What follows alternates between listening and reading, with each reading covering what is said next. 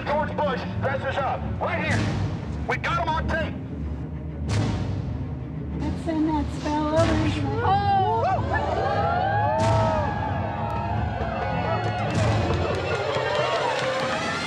Sir, everything. I don't owe you this comment. I know. I appreciate it. This is what's called ambush journalism, and I disrespect you for that as well. So thank you ever and goodbye. been in the ritual? That's none of your damn business. Oh. That's right.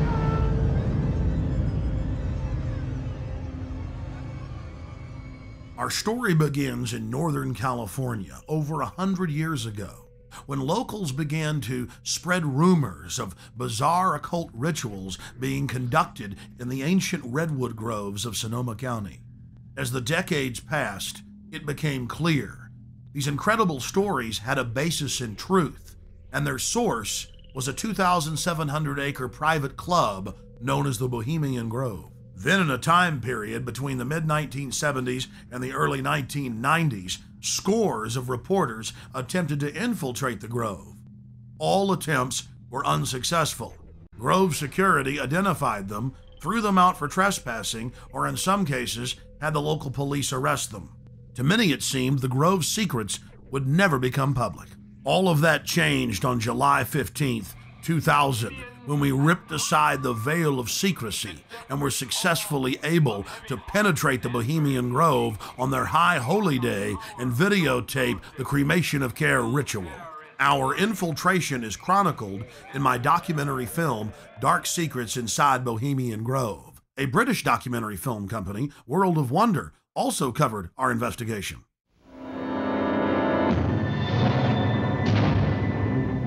In the weeks that followed, Alex streamed his footage on his website and released it as a sell-through video.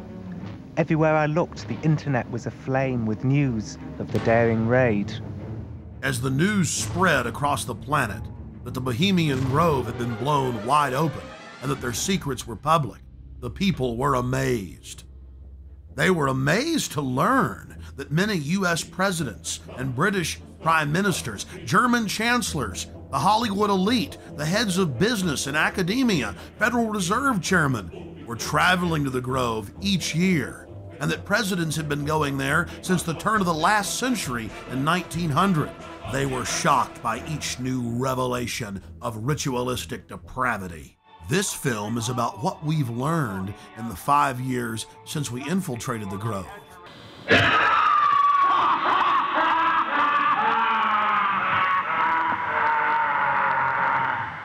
And it's about the response that we've gotten from Grove members, the press, and even local activists in the area who've been protesting the Grove for over 25 years.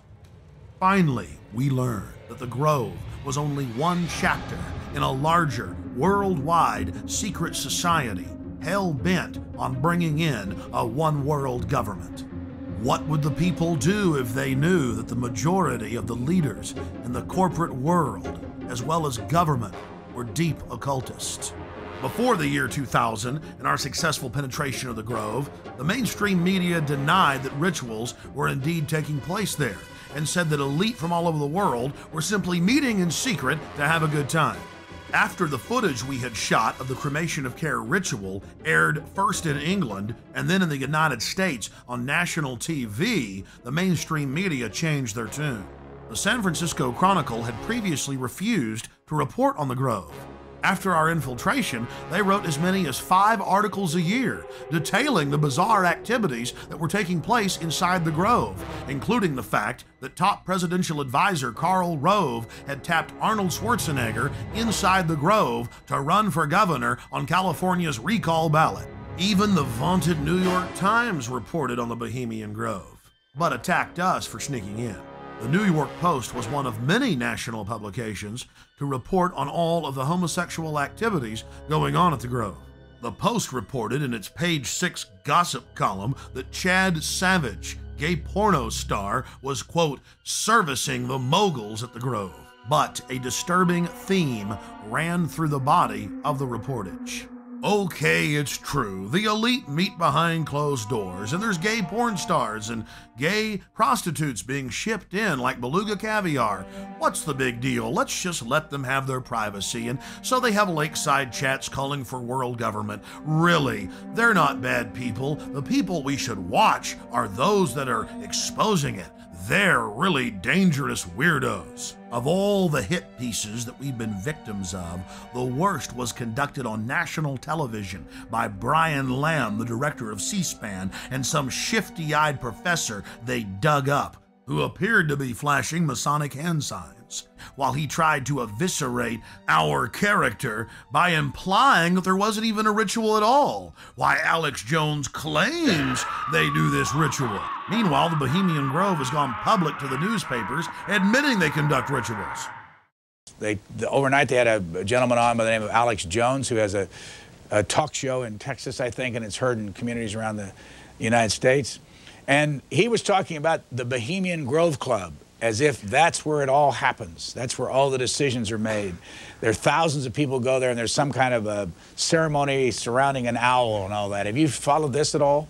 Yes, I have, even though the show is on past my bedtime. But Alex Jones has been talking about this for quite a while. The Bohemian Grove, of course, is a privately owned redwood grove up in Sonoma County, north of San Francisco, where every summer there is a get-together of the wealthy and well-placed, all male, who get together for general cavorting, socializing, lectures, symposia, and so on, in an atmosphere that is completely removed from public scrutiny.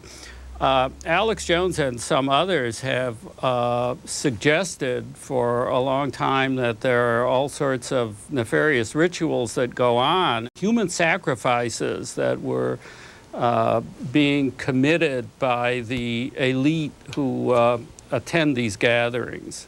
A lot of things people feel are organized behind the scenes with the Bilderbergers, the Trilateral Commission, the Council on Foreign Relations, the Masons. You can keep going down the list, and the Illuminati, One World Government, New World Order, Skull and Bones. You've got more information on that than I do, so call us at the top of the hour and talk to our guests about that, and we'll try to sort it out. Define Illuminati.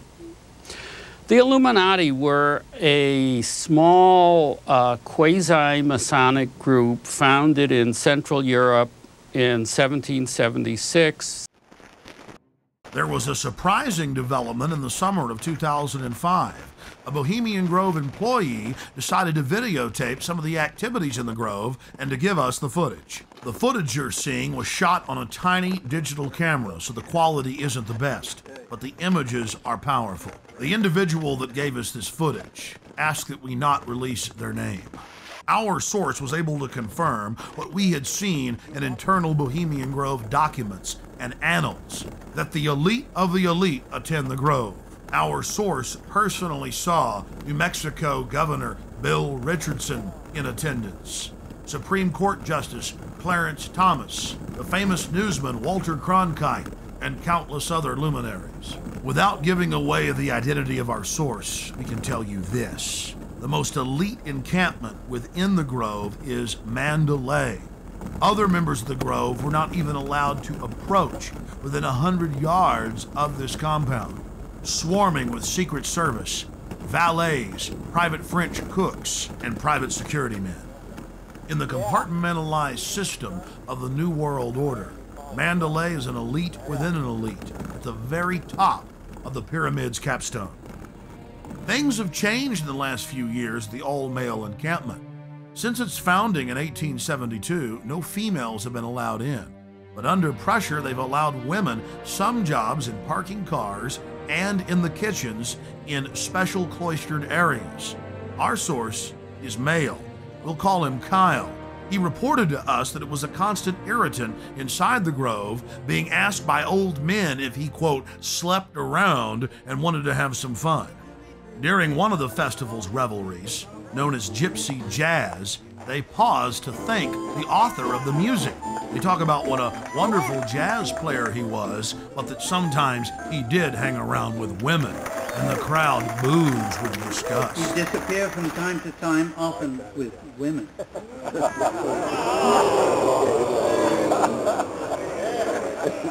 He thought stealing was fun. The Grove's own internal annals brag that the Manhattan Project, or the plan to create the A-bomb, was hatched inside this building, known as the Chalet. The Strategic Defense Initiative, better known as Star Wars, was also the brainchild of Grove members and was born inside the Chalet.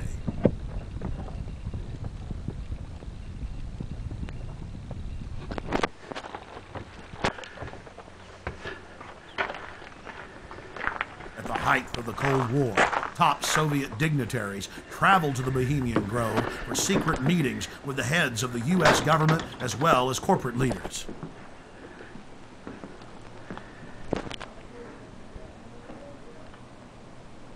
Our source worked at the Grove in the summer of 2004 and the summer of 2005, and he was able to obtain 2 program covers for the cremation of care ceremony, as well as a 2005 membership list, which reads like a who's who of U.S. and European elite. Former President Jimmy Carter, former President George Herbert Walker Bush, President Bush, Henry Kissinger, George Shultz. The list goes on and on. This is a video still of the sign at the entrance to the path to the Hillbilly Club where President Bush stays. Look at that happy little devil with his forked tail dancing and smiling and those sharp little teeth. Oh, it's so Christian. But again, President Bush had such a Christian name in Skull and Bones, Magog, or Satan's war leader. The Grove is dominated by Republicans, the supposed party of Christian conservative family values, but the Grove has its share of high-powered Democrats as well. It's also important to note that the Grove itself was founded in 1872 by West Coast journalists, and that the National Press Club adopted the iconography of the Grove for its Great Seal. There are 3 major icons used in the cremation of care ritual: Moloch, the owl idol, the curved staff carried by the high priest, and the eternal flame lamp, the Arabian-style lamp which the priest uses to ignite his torch, which he then uses to burn the human effigy care. Here are video stills of the effigy after it has been burned on the altar in the morning.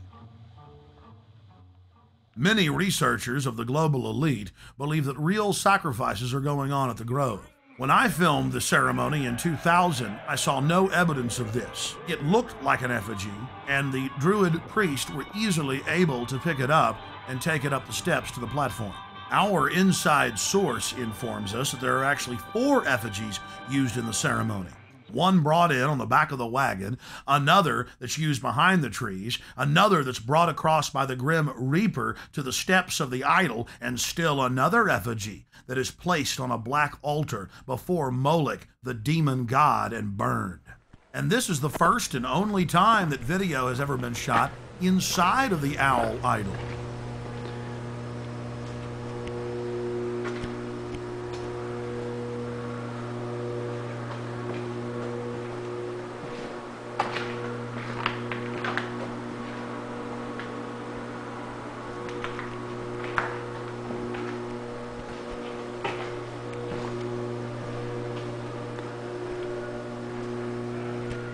We can now confirm that the owl is metal with a stone facing. Leaning up against a wall is the metal skeletal remains of Care. Care, or the conscience of the group, is symbolized by a human body. All that remains is the metal skeleton. Our source informs us that the final effigy that is burned is made of a highly flammable material, and that the local fire department from Monterrey oversees this part of the ritual.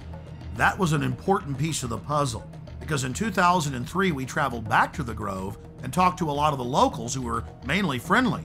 But when we talked to a couple of local firefighters who were with the Monterey Fire Department and asked them about the Bohemian Grove, they got very upset and told us to turn our cameras off. Well, he was telling me about it's like where the president goes and stuff. And so we were gonna like talk to him, and then he's all over. Hey man, shut the camera off, huh? More hidden video reveals some of the ritualistic cloaks worn in the ceremonies.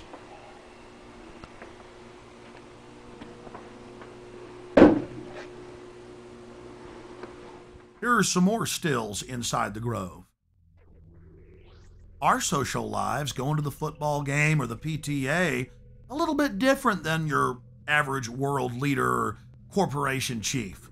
No, in their spare time, they worship Moloch and do mock human sacrifices. We just need to get used to that and accept them as our leaders. Think about it.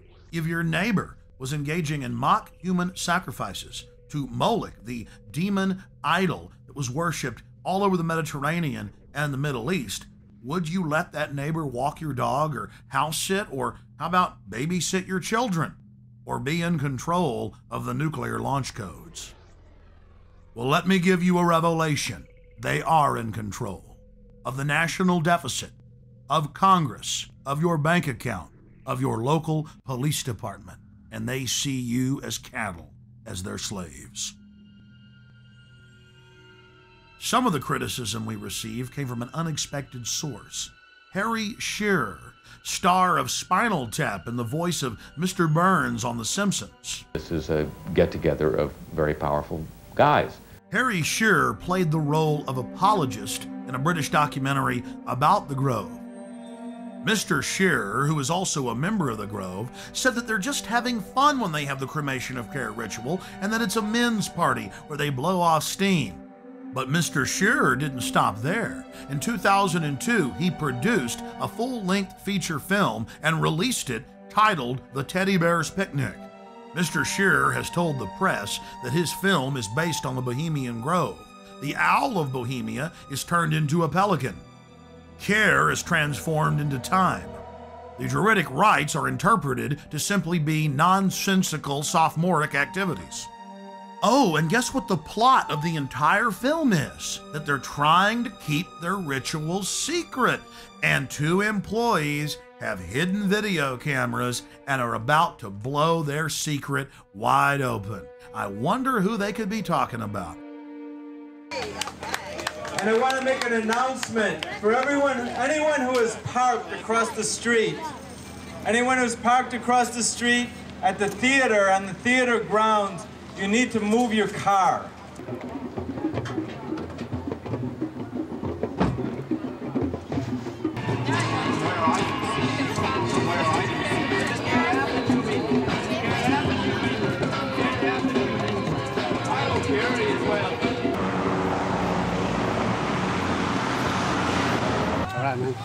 Hey, hey, ho, ho, this rich man's camp has got to go. Hey, hey, ho, ho, this rich man's camp has got to go. Hey, hey, this rich man's camp has got to go. Hey, hey, this rich man's camp has got to go. Hey, hey, this...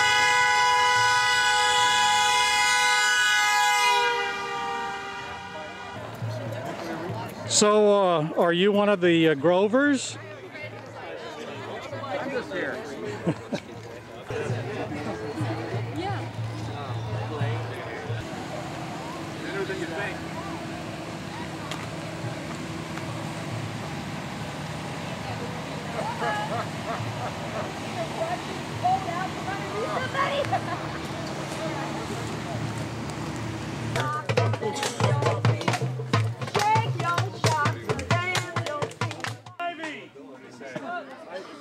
One of the strangest chapters in the unfolding Bohemian Grove soap opera was the fact that local protesters were angry at us bringing up the occult activities in the Grove. They said that we should only spend our time focusing on the political decisions that were made in the Grove. I think it's bad enough to just stick with what they're doing to the Globe. Local peace activist Mary Moore had been protesting the Grove for more than 2 decades. When Mary saw our documentary and heard our take on what we witnessed inside, she went unglued, calling us all sorts of names. We were wacko for thinking these rituals were strange. Why were we reporting on that?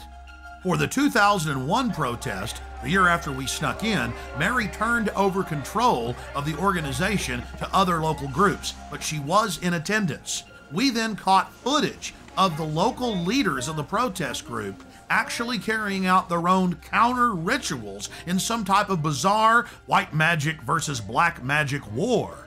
They even had the old-fashioned witch's pot. I was wondering where the brooms were. They conjured spirits, brought them into the circle, concentrated their power together, and then sent the spell in against the Grovers.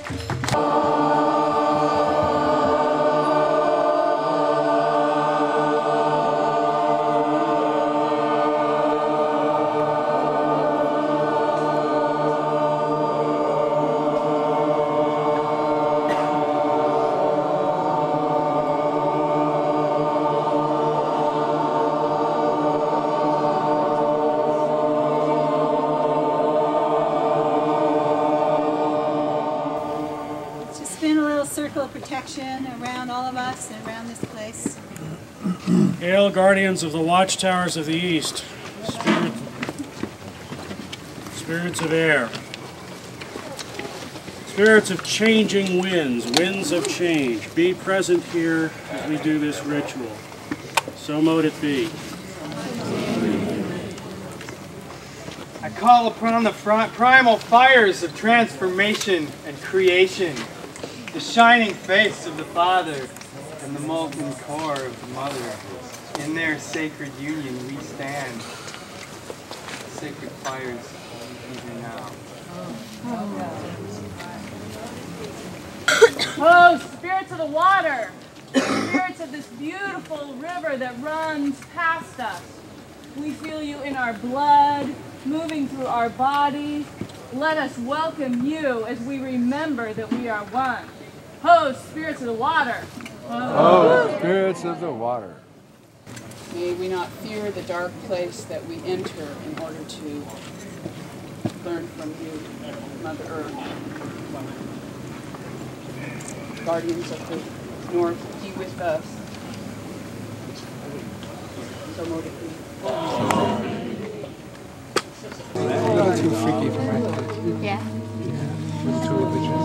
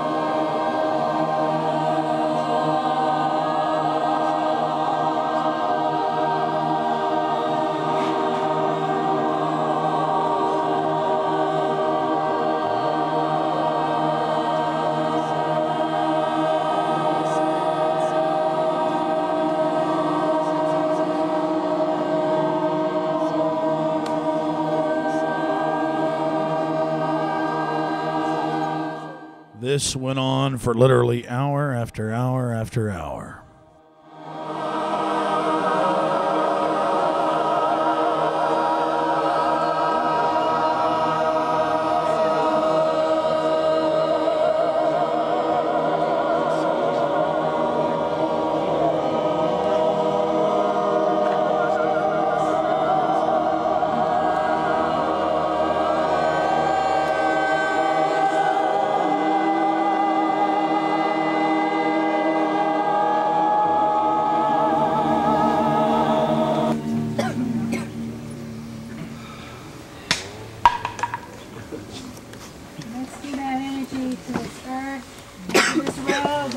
Drive across and do all the symbols we painted on it and look at this water.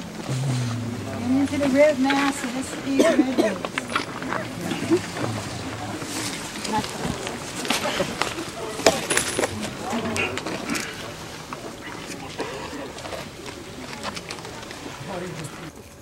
There's a little spell that we've been working since the election. You mean the appointment? That's right. Maybe you'll say it after me. It goes like this. Let power and resources flow. Let power and resources flow. To those who will use them.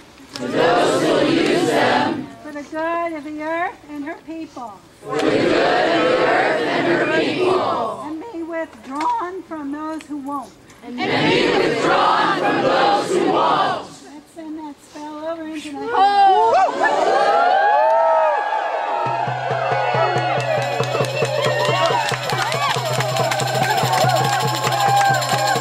Then a veteran warlock asked one of the spirits to stay and give Grove members a welcome as they drove in their luxury automobiles. Winds of change, spirits of the air, powers of the east.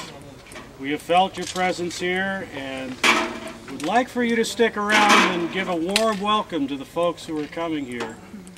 But go if you must, and please stay if you will. Hail and farewell. Hail and farewell. She changes everything she touches, and everything she touches changes. She changes everything she touches, and everything she touches changes. She changes everything she touches, and everything she touches changes. Does it feel good to get loaded on the slave ships? Giggling happily, face scanning cameras going up. You don't speak out against that. In that cauldron is water from sacred places and from political actions all around the world. There's water there from Seattle and from Quebec City. And Chalice-Well in Western. Chalice-Well and other places people know of. The birthplace of Quetzalcoatl and Amatlan. And I'm going to take some of it actually tomorrow to Genoa, to the protests there against the G8, and we're going to do some kind of cauldron ritual in the midst of it, which will be interesting. Sorry.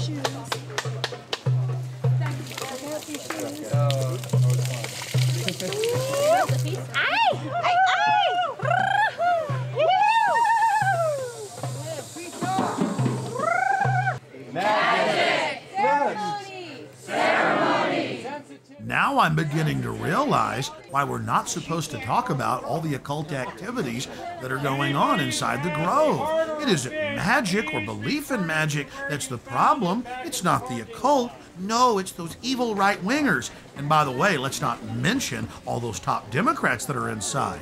It's pretty hypocritical. Now, to be fair, Mary Moore and many of the protesters were not involved in the ritual. But we did see leaders of the ritual directing the protest and moderating with police. The police even shut down the road so they could carry out their ritual. And to be fair, it wasn't just Western magic that was being practiced at the protest. There was a group there promoting Santeria. You know, that Caribbean voodoo practice, but they also mixed in some Aztec worship. So it was quite a grab bag of occultism. What is the purpose of the offering for the altar? What is that? Giving back to Mother, giving back to the earth. We just take, and consume. But today, we're asking everybody to give something back. So this is to return something to the earth, right? Yes. Yeah. Since by doing so, we resurrect care. Oh, okay. Okay, I understand. Thank you. Our investigator talked to a local NPR reporter who had an interesting run-in with what we later learned was the Secret Service. Cool. I was alerted to very fancy cars standing in the side street here, and I walked up. The guy had his window down, and he had all kinds of fancy recording equipment on his seat next to him. And I held the microphone in, and I said, "Sir, we are curious about who you are. Would you please tell us who you are?" And he said, "Take your mic out of my car, lady, and step back." And I said, "Would you repeat that for broadcast?" And held it even closer. And that's all I could get out of him. And then he sort of tried to run over my toe. He turned his car around and disappeared in that direction. And people said he was on the bridge filming before. So he was somebody from the other side who was documenting this. Right, the wrong side. Okay. The wrong side, yes. In studying worldwide occult networks, in modern times and throughout history, we always run into the same data. Compartmentalized pyramidal structures with a bunch of well-meaning dupes at the bottom, managers in the central areas, and Luciferian death cult adherents at the top. In India, it is Kali.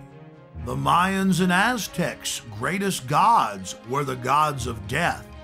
It was the same in Egypt and in Babylon, as well as Rome and ancient Greece. But what about those sweet little Hawaiians? Ah, you guessed it, throwing virgins into that live volcano. The god of death demands it, so the rest of us can live. The Druids would bash their children's brains out and kick them into a peat bog. Noblemen would willingly give themselves up to the Druidic priest to have their throats slit before they were thrown into fiery pits, known as bonfires today. Don't forget the European tradition of the Burning Man. Take your strongest man when times get tough, strap him into a huge wicker effigy of a human and torch him. That will make the gods bring back the fertility. That will make the gods bring life to the tribe. Death brings life. They call it creative destruction, but in reality it is simply a tool of the elite to abuse, subjugate, and dominate their populations for their own good. We're looking at ancient propaganda. In the fall of 2004, while in New York to cover the Republican National Convention, we ran into David Gergen, the Karl Rove of 4 presidential administrations. Okay, one last question. I read a Washington Times article many years ago where you had a comment about the organization, and then now it's been in the Wall Street Journal, it's been in a lot of different newspapers, and that's the Bohemian Grove. And back in, what was it, 1996, when you joined as a Clinton advisor, the Republicans were criticizing you. Oh, what about Bohemian Grove? And then you countered them by saying, "Hey, I don't run around in the woods naked." What did that mean? Here is the before-mentioned Washington Times article where he said, "I didn't run around naked like they do." I don't know what quote you're referring to. I'm not aware of any quote like that. Listen, I am a happy member of the Bohemian Grove. I like the folks who come there, and it's really inappropriate for me to talk about the group beyond that. Thank you. Have you been there for the ceremony with the cremation of care? Frankly, I don't think that's something I need to talk to you about. Really? That's right. Well, I'm Alex Jones, and I snuck in there in 2000. I'm the guy that blew it wide open and got the video. It's been on national TV. Well, I disrespect you for that. You do? I do. But it's a lot of big public officials going in there. Don't we deserve to know? I don't know anything about you, and I don't know anything about your film. But if you go in there with an understanding, you violated that understanding by releasing that film, and I don't respect you for that. Really? But we have public officials. I'm sorry. You took an understanding when you went in there that you would not do that film, and did you have an understanding when you went in there? No. Did you crash it? Yes. Yeah, and it has no trespassing signs there too, doesn't it? No, they put them up after. Oh, I'm sorry. Just walked in. I'm sorry, sir. I've been there before. I know what the circumstances are, and I'm sorry you violated the understandings. That was not a gentlemanly thing to do. But what about the ritual? Is the ritual gentlemanly?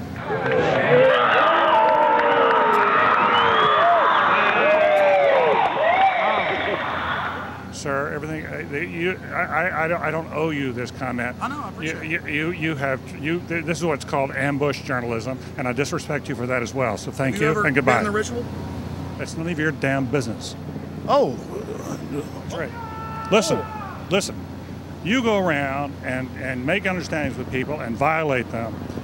You ambush people on the streets, and that's inappropriate form of journalism. If you wish to practice that, that's fine, but don't ask others to respect you for it. If you want to, you can do. You're a free American, like anything you want. If you want to be uncivil and rude and ungentlemanly, that's up to you. But don't expect the rest of us to say, "Oh well, you're there, Mr. Gergen." I'm sorry, nobody sets policy in there. We try to be gentlemen, and obviously, you don't belong there. Weaving spiders come out here. Yeah, that is a three-pointer. Woo! Look how strangely he behaved when we brought it up. Why is he acting so secretive?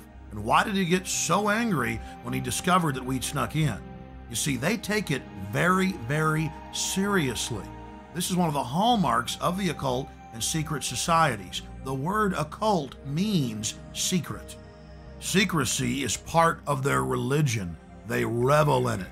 And when it's violated, they become extremely angry. How widespread is the occult? The answer is extremely widespread.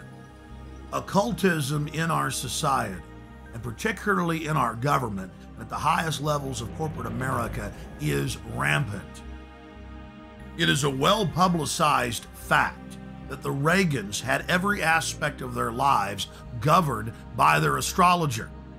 Imagine having your life controlled down to the exact minute that you give a speech by astrology, an ancient occult system that believed that the earth was the center of the universe. Eleanor Roosevelt admitted that she performed seances and tried to raise the dead at the White House. 60 years later, Hillary Clinton had her own seances attempting to contact Eleanor Roosevelt. Prime Minister Tony Blair and his wife practice the occult every morning. Tony Blair draws a circle and then conjures the spirit that he calls the light. He channels it and makes decisions according to what the spirit tells him. The Blairs' admitted occult activities are legion, and so was Adolf Hitler's well-known obsession with dark mysticism. Adolf Hitler belonged to the pre-Nazi death cult, the Thule Society, as well as the Thule Society. Both groups trace their lineage back to the Order of Death, founded in 1776 in Ingolstadt University in Bavaria, Germany. Then, of course, it spread to the U.S. with the founding of Skull and Bones. You were both in Skull and Bones, the secret society.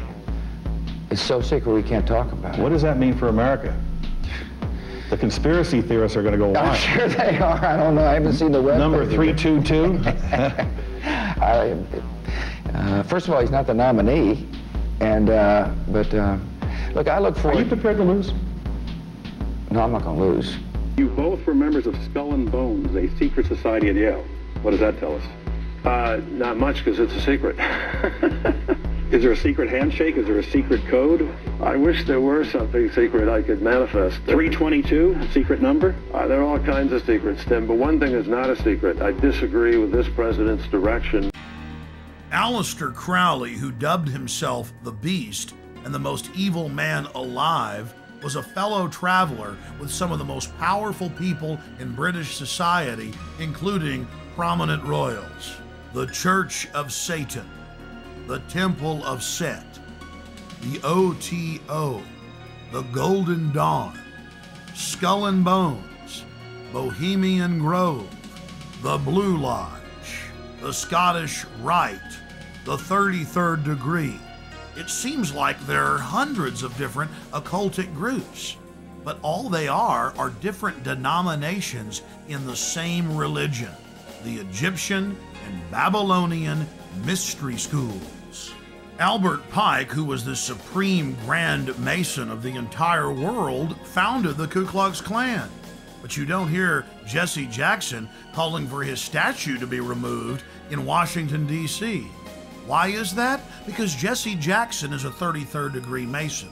Now don't get me wrong, most Masons are what high-level occultists call porch Masons, or outsiders. They themselves are considered neophytes by those in the inner circle, or those nearer the top of the pyramid. They're compartmentalized. They believe that their great work, as they call it, is to help society. But in reality, they're being controlled and manipulated.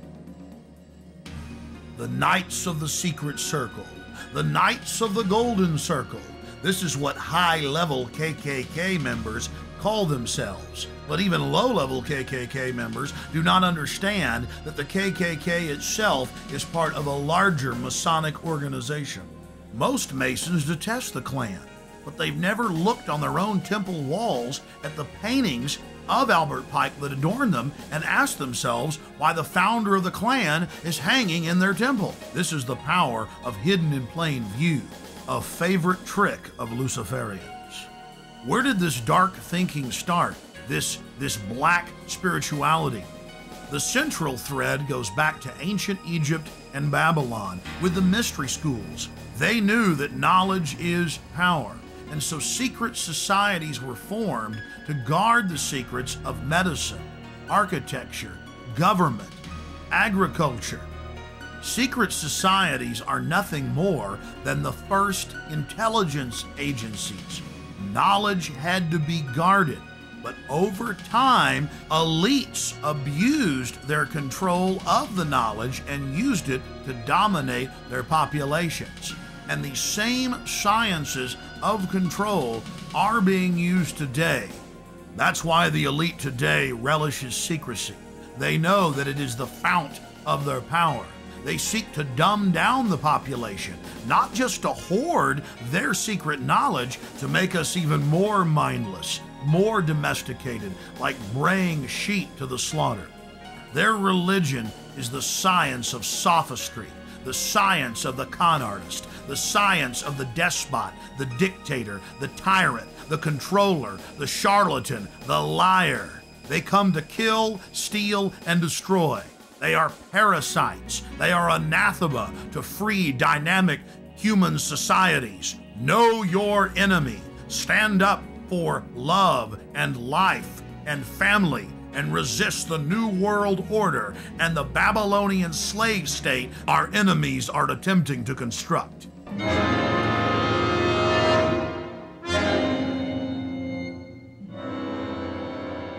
I want to tell everybody out in TV land how they can come to the Grove, where their elected leaders, along with the big bankers and the heads of media, meet, along with some European royalty, every year to decide how to run the country.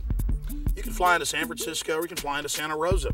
You can even fly into Sacramento, and you just drive out to Highway 101. You take Highway 12 out west towards the coast. You get about 10 miles out from the coast, right outside the little town of Monterey. And the town of Monterey, off the main drag, you'll take the Bohemian Avenue.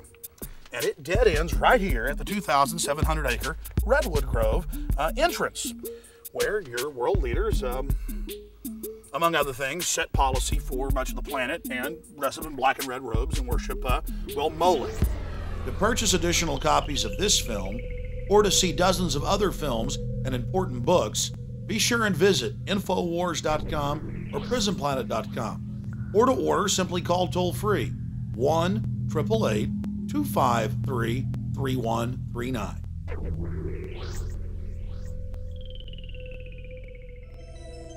Hey guys, get your cameras on. Yeah, what's going on? I've almost been arrested 3 times every day, anywhere in the city, videotaping anything. It is an absolute nightmare. And we're looking for patriots that know what the Bill of Rights and Constitution says, and that can see all of this and know that it's a fraud. 4 planes in 2 hours! How can that be? A cop on 9/11 said that it was going to come down. I don't know how he knew that. On the morning of 9/11, the CIA was running a drill of flying hijacked jets into the World Trade Center and Pentagon. Building 7 is further away from the towers and was not hit by planes. So if your building's owned by Larry Silverstein, it collapses because he's got a big fat insurance policy. And the Project for New American Century said that we need a terrorist attack on the Order of Pearl Harbor to get the American people behind a war. Prescott Bush, he did a number of things that were not only anti-American, but were pro-Hitler. A lot of people aren't going to know what I don't really know what it is. Why don't you talk about NORAD standing down, Michael? Why not the really hardcore 9/11 issues? Thank you, and goodbye. Been in the ritual? That's none of your damn business.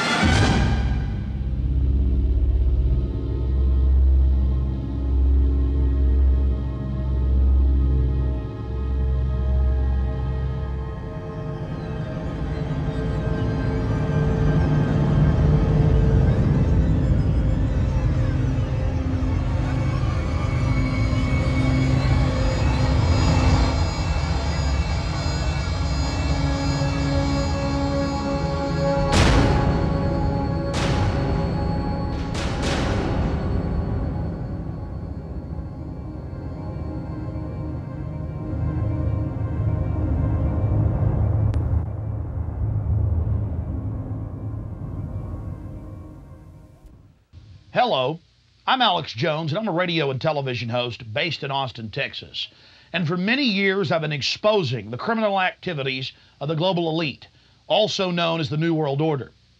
In past films, we've documented the centralization of power, the move towards world government, the attack on the nation state, self-defense, the Second Amendment, family values, that is, the family itself, as well as private property rights. But time and time again in my research, I come, well, eye to eye with something that's even hard for me to believe.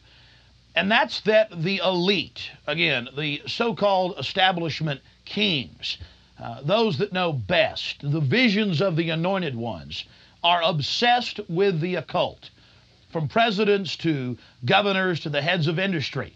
We've all seen the stories of presidents and first ladies obsessed with their astrologers making national policy decisions upon their recommendations, spiritual guides, shamans in the White House. My friends, it gets far worse than that. Now, I personally am a Christian, but even an atheist should be concerned about the information we're about to bring forward in this new documentary film, The Dark Secrets Inside Bohemian Grove.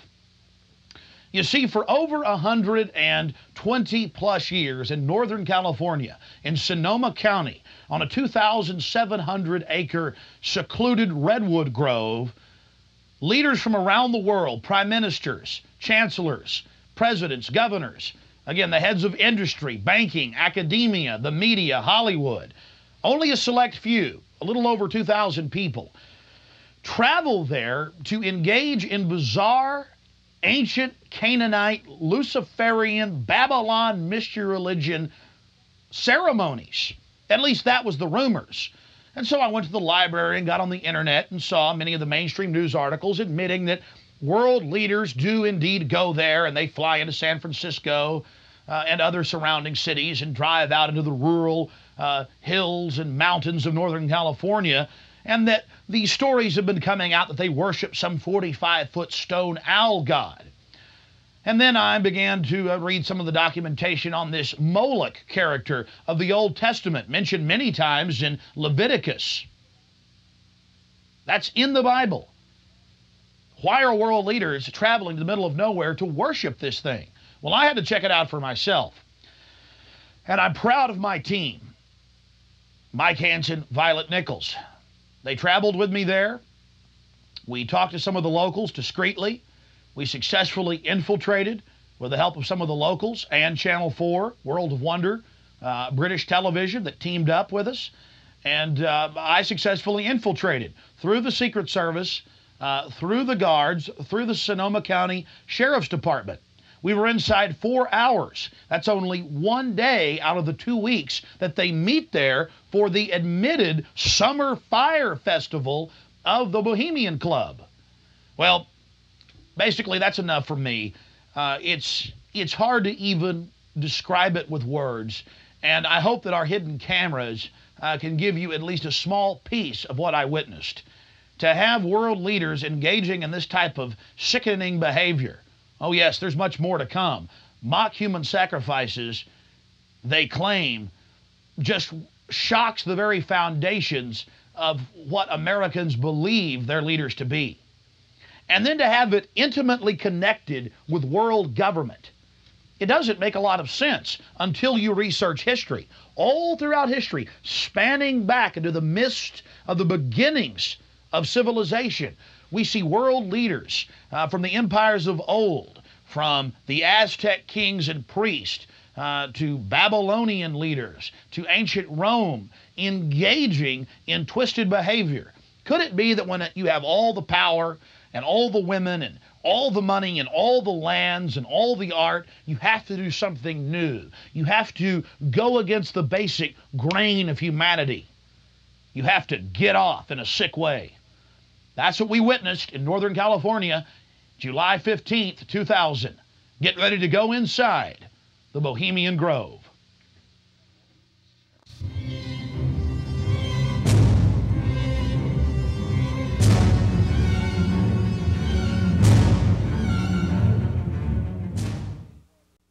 The Bohemian Club, as it's known today, was founded in 1873 in San Francisco in Northern California. Many of the club's original annals, dating back to before the turn of the century, admit that local artists, writers, newspapermen, you name it, wanted a place away from the so-called backwardsness of the West Coast, the Judeo-Christian ethic. They found that place an hour and a half north of San Francisco, outside of the tiny town of Monterrey. Their annals even admit an obsession with the occult and what they called druid rituals. Amongst the great redwood trees, they revived ancient ceremonies that in truth had their roots not in the Druids, but in Babylon itself. As the railroads brought commerce and larger populations, the prestige of the club grew until, in the year 2000, it is a gathering place for the world establishment, the elite.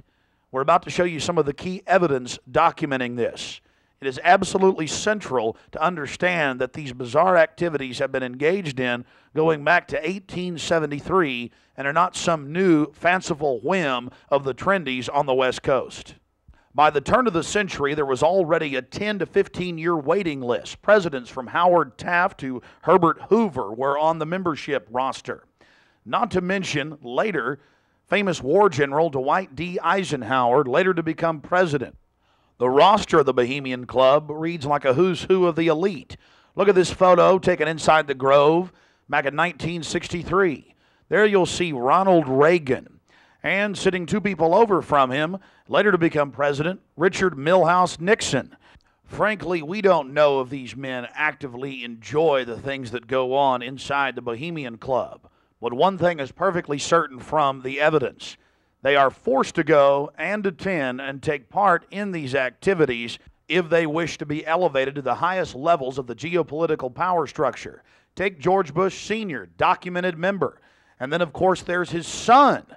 Now, the last 4 generations of Bushes have also attended the Skull and Bones Society at Yale, well known to be steeped in the occult. Then there's Bill Clinton, a frequent attendee. Upon closer inspection, the entire federal government at the highest levels is infested with Bohemian Club members. And it doesn't stop there. America's private run-for-profit Federal Reserve Bank, from its very inception in 1913, has been run by prominent members of the Bohemian Club. Central Bank Chairman Alan Greenspan was seen leaving the Bohemian Grove only 1 month before he was appointed chairman of the Federal Reserve. He had to be a made man to be a member of the most powerful cabal on the planet. Historical records are clear from major universities. The Manhattan Project was planned and instituted and run from the Bohemian Club. All of this going on in an atmosphere of bizarre revelry. You're looking at an illustration from a November 1989 issue of Spy magazine. Spy goes undercover with Henry Kissinger, Merv Griffin, and William F. Buckley Jr. The story was clearly a shill, meant to misdirect the intensifying media coverage that the Grove was getting in the late 1980s. The writer's spin is obvious. They're just masters of the universe, big frat boys blowing off steam. We'll get back to this article later. Because you can clearly see that the mantra in the spin story has been picked up as a front by all the local media. Sure, they're elitist. Sure, they have some bizarre rituals. But what's the big deal? They're just having fun.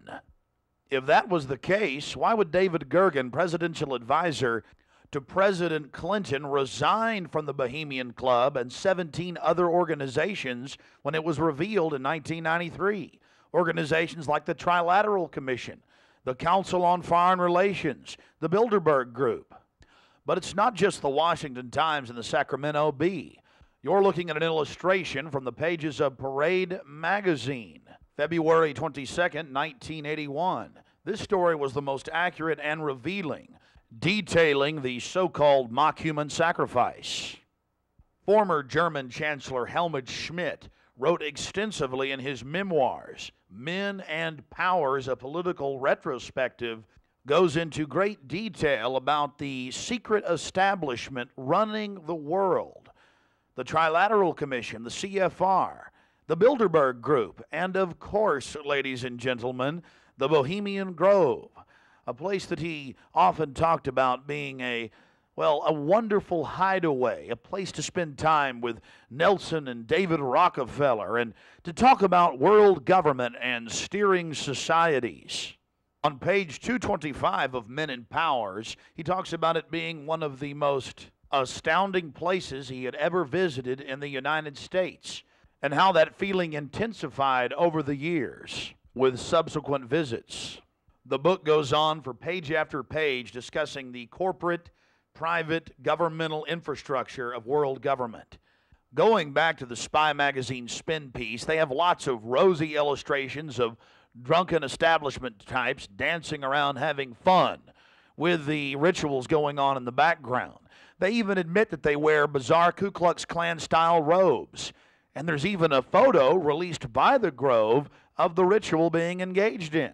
They talk about the incredible security surrounding the Grove. And they even admit that a corpse, a sacrifice, is borne across the lake.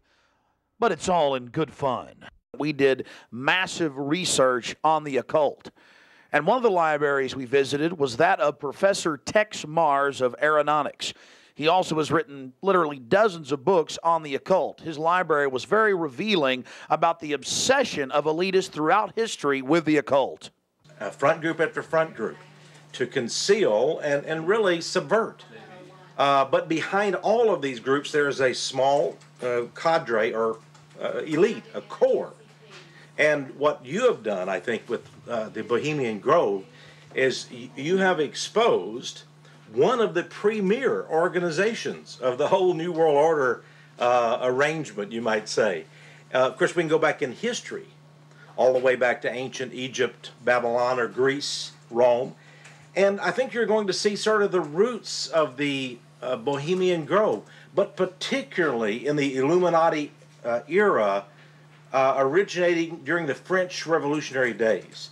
You know, there we had the actual order of the Illuminati, with Adam Weishaupt and all of his evil philosophers, let's just call them, Voltaire and the others. And that has come up all the way to today. Hitler, of course, was a Bohemian. I think it's more Babylon mystery religion. All of the elements are there. Of course, even the owl is a symbol of ancient mystery Babylon. The owl was worshipped by the ancient Egyptians and by the Babylonians. And it's interesting to me that many of the members of the Bohemian Grove have in their homes, as I understand it, small figurines of owls. And I believe they actually worship those owls as a symbol of the deity, the great goddess of Babylon. And of course, here again, we have the counterfeit of Christ's sacrifice on the cross. I think all of those things, there had to be, in my belief, an occultist, a deep occultist, who designed each of the elements of this ceremony.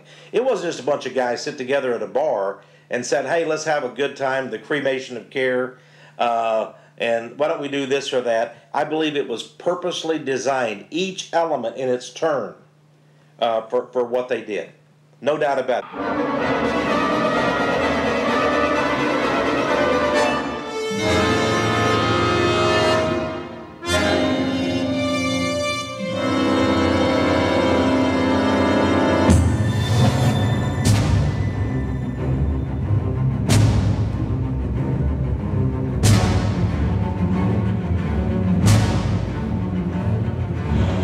Slide the metal end into the buckle and adjust by pulling on the loose end of the strap.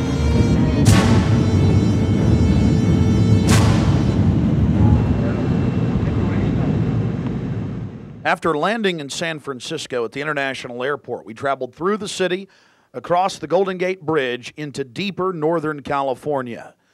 Northern California, home to the giant Sequoia redwoods. From there north to Santa Rosa, going west on Highway 12, the gateway to Bohemian Grove.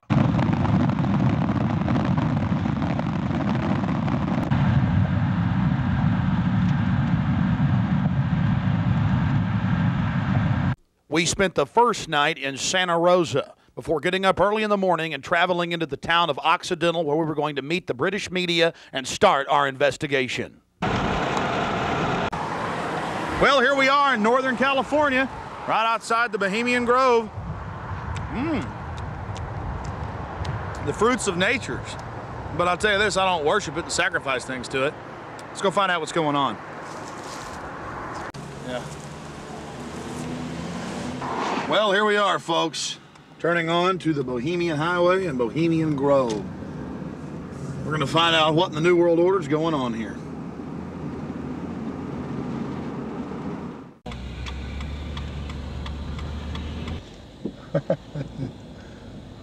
Thank you, Parker.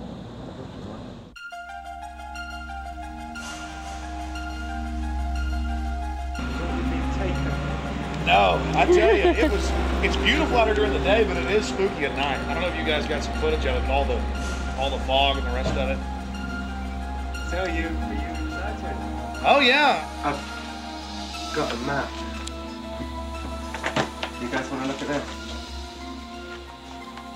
My question is, what the history? What do they do if they catch you in there? They have us killed. I doubt that. Skinned alive. I don't know. I throw don't. darts at your skin and the body. Hang upside down on a redwood tree. I doubt that. No, we'll see. No, I think they'll just What about me? Because I'm a woman, I can't really sneak in, can I? I mean, you can't I go can. in. You've got to stay.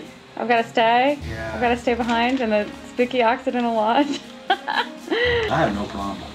There is a road, if I can be shown, a way to insert myself into this with Hanson. But then I need to know where the cremation of care, what day they're supposed to do it, where this pond is. Tomorrow night at dusk. I'm not going to end up tied down on a pentagram with Henry Kissinger's fat belly hanging over while he's naked with a big dagger, am I? I just want to make sure that's a joke. Well, just a thought. It's very. Oh, like Governor Bush running around in a pink tutu, foaming at the mouth with a purple wig on, am I? No. Supposedly, I hear that's what they do. So I don't know. I think they do these things, but the question is why.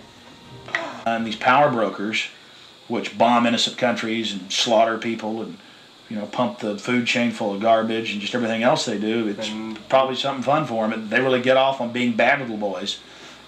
And rule the world. I mean, this is for some people. This is the secret room. Well, I mean, certainly in the whole class system, it's the pleasures of class. And now what class is, the power that you have is something different. And to me, I mean, from my research of Bohemian Grove, and you guys have obviously done more, I've read a lot of mainstream articles, alternative, talked to people, talked to some guests. It's really where people go in there to do whatever they want to do. So there are probably people sitting around fishing and probably people sitting around doing something completely different. Okay, there's the stage. Right, that's where the talks happen.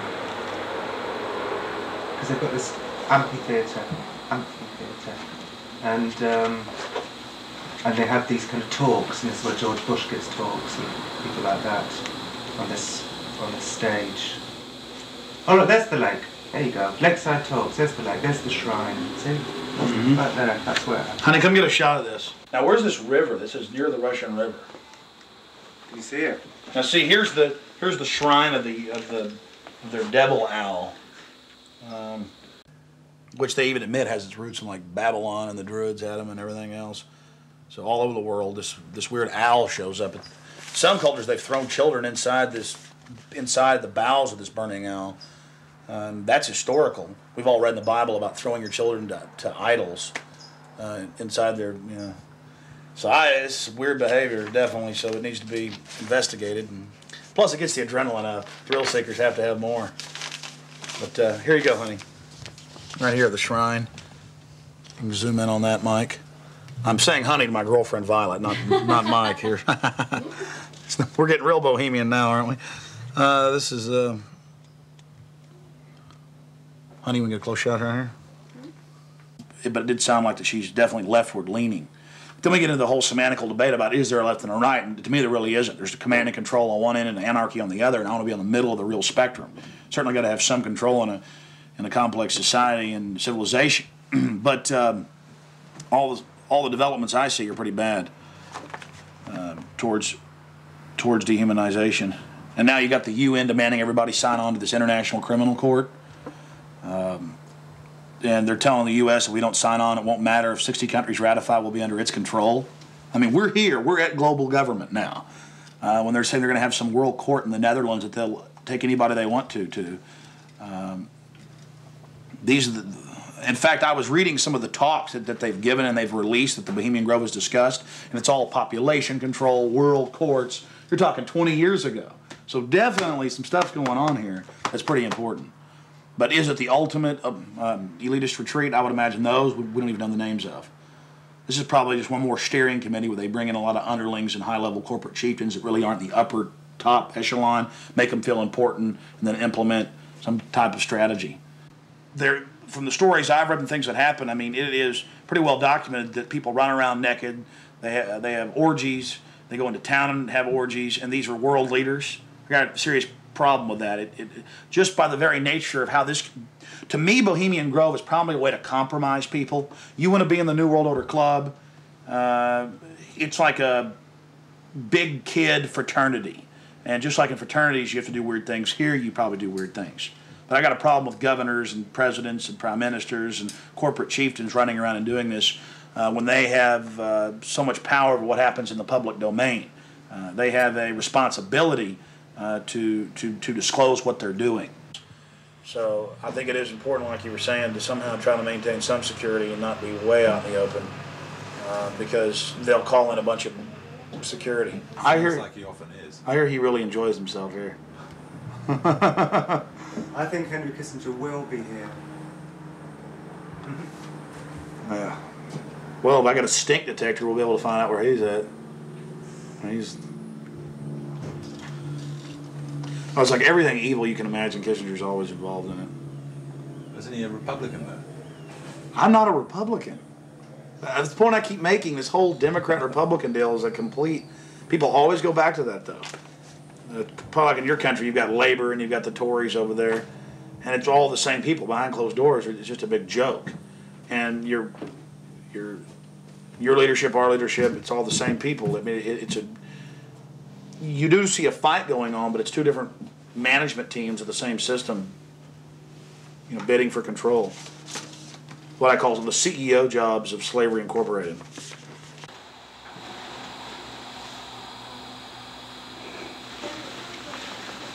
Do you worry for Alex, Violet?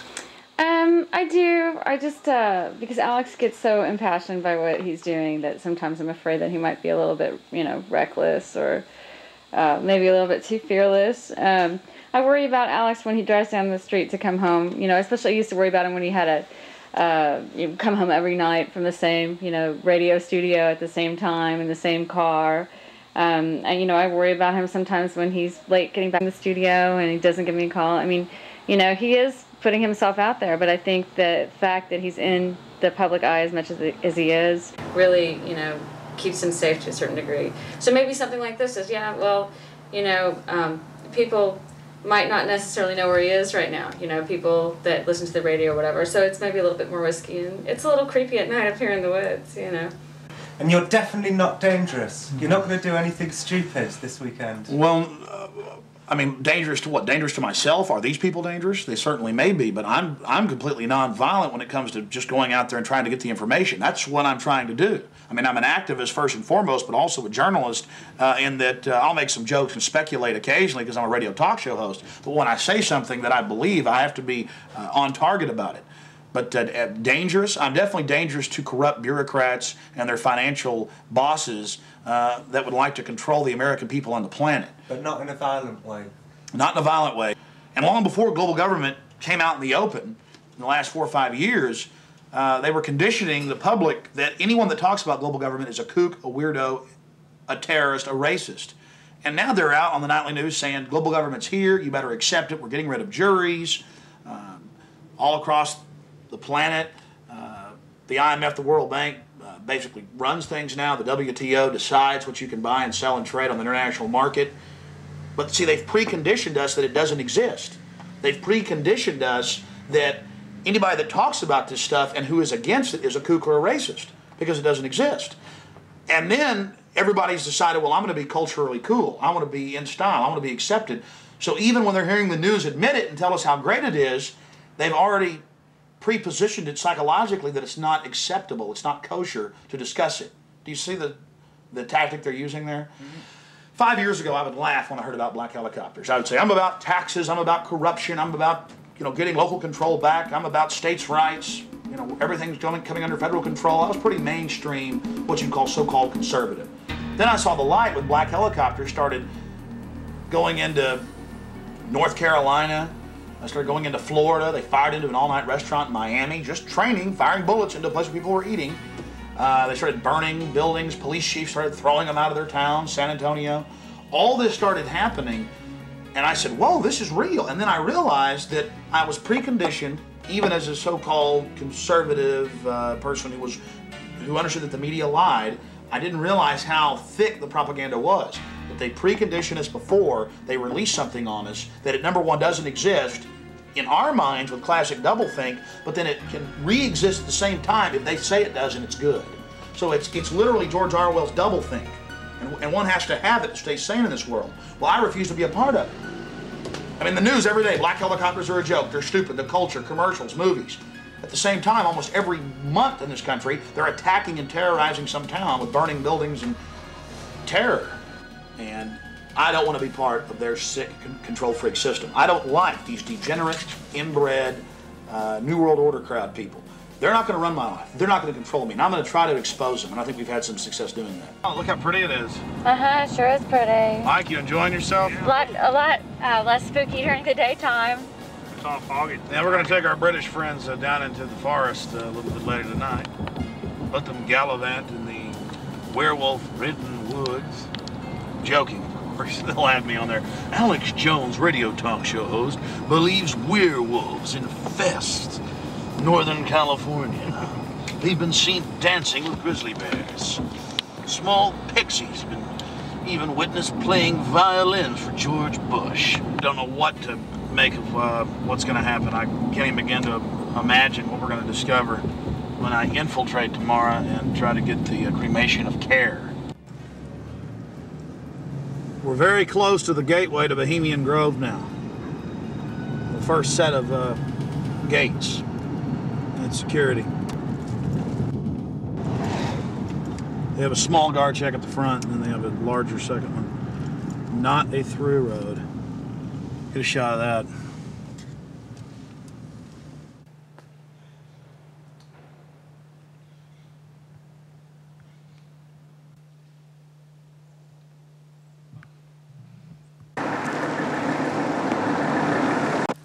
There's a guard gate right over it, a small guard gate, and then back further, an even more elaborate guard gate with surveillance cameras, you name it.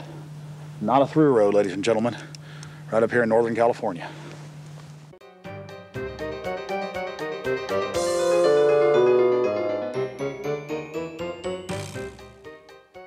How you doing, sir? Okay. Camp Meeker? Yeah. Oh. I'm Alex Jones. I make documentaries. I'm just curious, what do you think about Bohemian Grove? I used to work there. You used to work there? Yeah. And now you work at Camp Meeker? No, I don't work. Yeah, I live in Camp Meeker. Oh, you live there? Yeah. Well, that's great. Did you ever watch the cremation of care? No. No. What'd you do at the... I just worked there. But, I mean, yeah. you never saw them march around in the red robes? And No. Oh, really? That doesn't go on? But yeah, I get it. Okay. Thanks.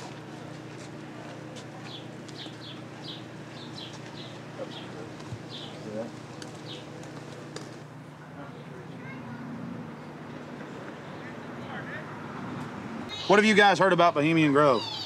Oh, I don't know. A bunch of rich people, right? Have you ever heard about the 40-foot stone owl and the mock human sacrifice? I heard about it a little bit, yeah. Roll that window down. We want to talk to you. Hold on. We'll go around here. I don't know. Oh, yeah? So what have you heard about the... Oh, I just read stuff about it in the paper. I don't know. Some people don't like it.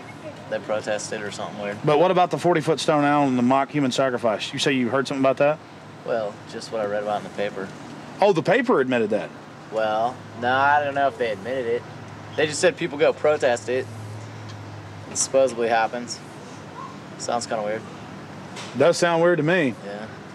Why you guys? What are you guys doing? This TV show or something? We're just having fun. Oh yeah. This town isn't like Children of the Corn or anything, is it? Oh no, nothing like that. I'm sure. I don't know though. Supposedly lots of people go there. Some kind of weird event. I don't know. You guys know anything about it? You don't know. What would you say if we told you that they sacrifice a human in effigy and mock to a 40-foot stone owl in black and red and silver cloaks? Sounds kind of different. Do you think it's good to have? Bull talks down. Do you think it's good to have so-called world leaders secretly engaging in pagan activities? I can't say it's that great. No. Why would you have a problem with that? Well, I don't know. It could be all right. Depends how you look at it. Kind of relativist worldview, huh? Yeah. Got to sacrifice care to the winds, huh? I don't know. Could just be for fun, or they could really be weird. They run around naked. Run around naked and freak out. There you go. Have you heard that? Yeah, absolutely. Actually, to tell you the truth, here's a funny story. What have you heard? Okay, go ahead. No, this is the truth. A couple years ago, I was down the road, just down Yar, past Camp Meeker, and I was stopped with a friend of mine. Now, Camp Meeker's right outside Bohemian Grove. That's an affirmative. Yes. And we were down the road, and we were stopped there because we were just having a cigarette, hanging out, taking a break, and some Secret Service men actually pulled up behind us and asked us what we were doing and why we were there. It was true. They were like, "What are you guys doing? Where are you at? Why are you parked here? What's going on?" And asked us a whole bunch of questions. What our names were, who we were affiliated with, where we lived, all kinds of stuff. Sort of interrogated us. Did you answer their questions? Totally.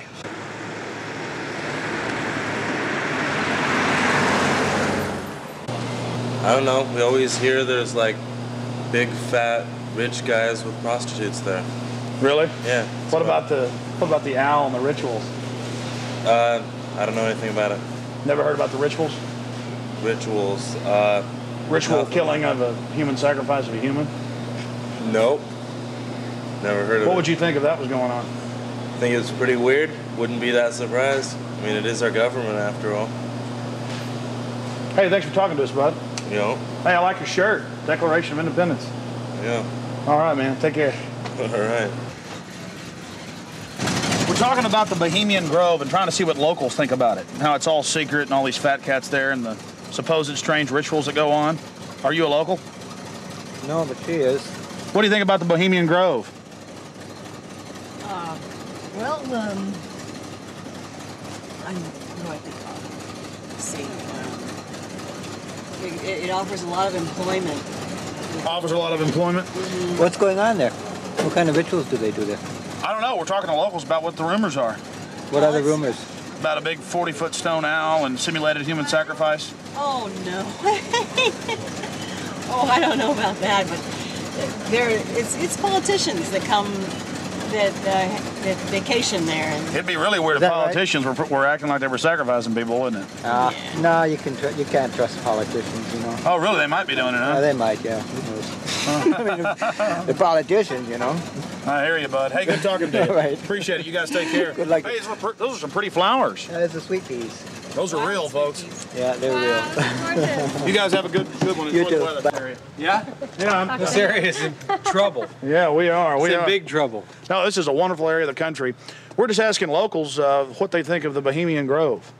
The Bohemian Grove is a wonderful place. Have you been there? Yeah, I've been in there a bunch of times. What'd you do, work there? Worked there, yeah. Yeah. Is you know when it's the most wonderfulest time? Is when nobody's there. Oh, it's a beautiful area? Yeah, yeah, very beautiful. It's got big trees. Have you ever been there for the cremation of care? No. So you've never been there for the rituals? No. You ever heard about them? Yes. What have you heard they do, sir? Nothing. They got that tree that looks like an owl. Tree that looks like an owl? Tree or rock, or it's a carving, or it's where the stage is. But have you heard what they do during that? No, I have no idea what they do during What would you say if we told you they burn a human being in effigy? They don't really do it. They burn it in effigy. I don't know what that means. Well, they have like a dummy that looks like a person under a black blanket. Huh? They take it up there and burn it. Oh, I don't know. Pretty weird. Huh? Pretty weird. Yeah, I've never seen that. How long you lived around here? I don't know. How old am I? 20, 22. 40 years. Yeah. Really? Oh, your whole life? Yes. What's your name, sir? My name is Raul. The lizards? Yeah, this is Vital Roots. How long has Vital Roots been here? Couple years. Couple of years. The Bohemian Grove? Yeah. Yeah, I think a lot of politicians, a lot of big wigs, making a lot of big decisions. Oh, really? Do you think it's good that they get together in secret and make all these so-called decisions? Do I think it's good? Yeah. No, of course not. You do? What about the rituals? Have you heard anything about the rituals that go on there? Oh, there's all kinds of rumors about rituals that go on there. What type of rumors have you heard? Don't make me go there. Please, come on. We're trying to talk to some locals. I'm just wondering. It's interesting. Well, I really don't know that much about it. You know, what I've read in books. There's books out about it. Oh, you've read books on it, huh? I had a book that was published in 1956 that was written about some of the rituals. Because now it's been going on for 120 plus years. Yeah. I think they said they just had their 120th something anniversary. Yeah. What would you say if I told you that there's a 40-foot stone owl and that they burn a human being in effigy, not in real life, but in effigy? I wouldn't believe it. You wouldn't believe it? Nah, I think it's a bunch of garbage. So you doubt there's a stone owl, and you doubt that they... Well, I wouldn't doubt there's a stone owl. Maybe there's a stone owl, but I wouldn't think that that's kind of, you know, rumors it's rumors, you know, with what the word implies, pretty much. Just a conspiracy. Yeah, it's just a bunch of hearsay. Pure conspiracy theory. Whatever. What have you heard about the Bohemian Grove? It's where all of the, like, FBI and you're talking about the Bohemian Grove. Yeah, it's like the quote-unquote elite and presidential retreat. Have you heard about the rituals that go on there? No, I haven't. Well, the people who have more money than the rest of us in the world are a bit different. They're stingy. They want to hoard it all for themselves. And they think they're going to go to heaven. They're not. Because they don't know how to provide or do as Jesus told them to. What would you say if I told you that they sacrifice a human in effigy before a giant 45 to 50-foot stone owl? I would say that's probably why they're going to hell.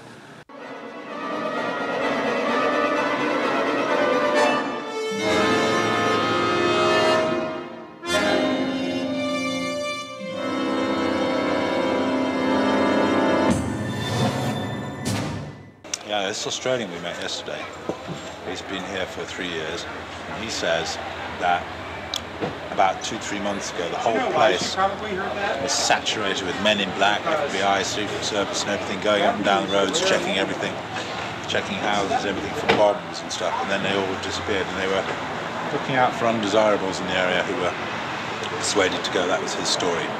And now we're going to talk to him. And now we're going to infiltrate. I think we should go and see what we can see. The public has a right to know. They do. The public may have a right to know, but the people in this cafe, I think, shouldn't know. I agree.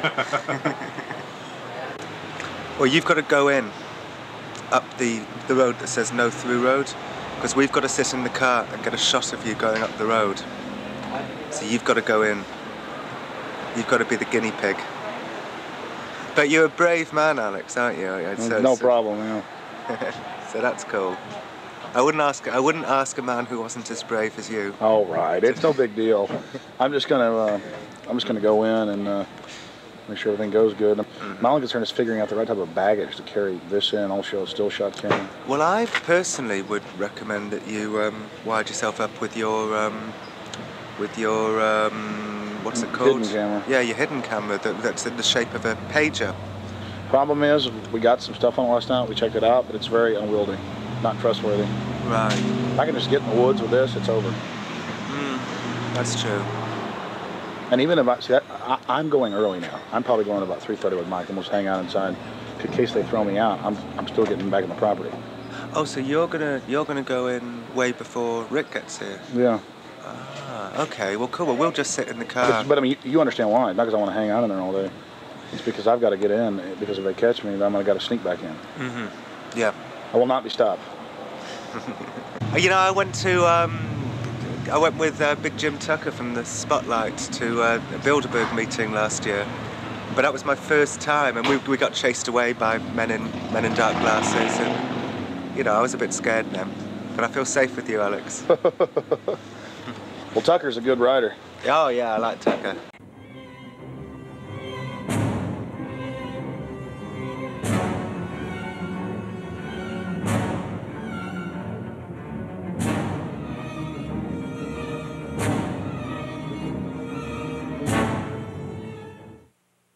It was the night of July 15th, 2000. Mike Hansen and I were about to attempt the first ever successful infiltration of the Bohemian Grove.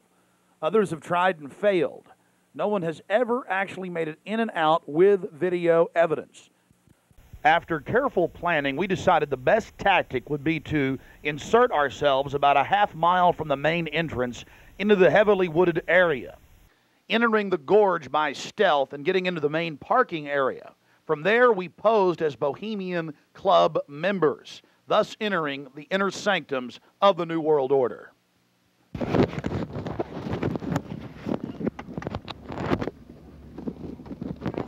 perfect. Just like that. No, I got it, honey. Okay, here we go. Oh, that's good. Yeah, that's good, Alex. You be careful, baby. Okay. I don't want you to go anywhere. Shh. I'll be safe. Don't worry about it, guys. Come on.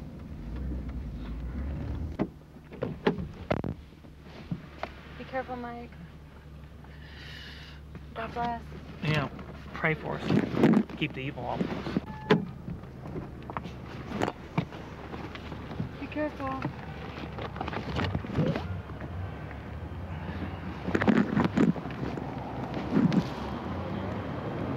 Yeah, let go.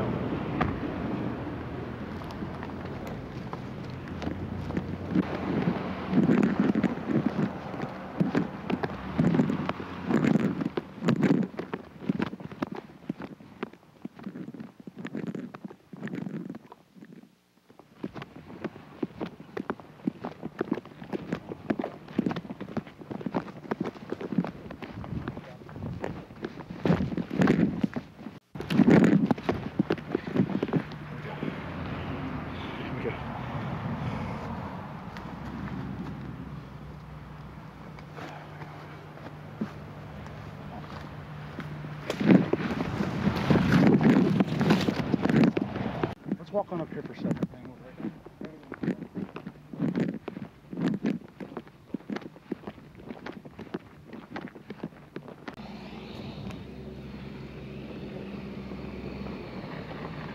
When's the next shuttle coming?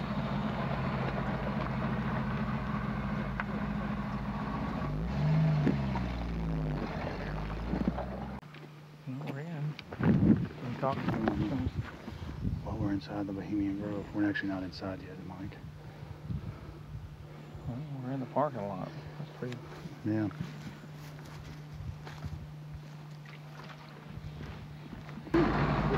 Aren't they the biggest? Oh, they are. They're the biggest, like, living thing, I think, aren't they? Oh yeah, they're incredibly large. There's one up there that you can drive a car on top of one, you know. On top of it, yeah. lying down? Yeah. That you can actually. Well, they used to have the one you could drive through. That's also there. That's up there.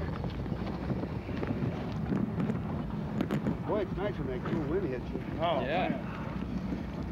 Think we may make it. Okay. Yeah.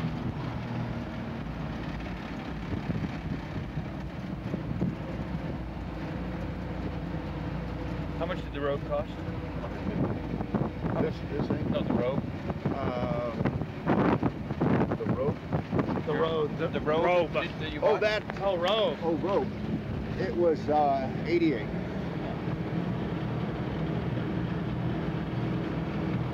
Yeah, I thought you said rope. Yeah, that's what I thought. I thought rope and rope. Can't hear anything with this wind and the. Look at this thing's seen some years. Pretty nice, actually. Yeah. This is the oldest one, isn't it? Yeah. Other than maybe that little red one. Bye-bye. think when you go to heaven, they have buses like I think you're right. Thank you. Go ahead. Oh, no, go ahead. Let's see if we got one out here. Yeah, is there another one coming? No much luck.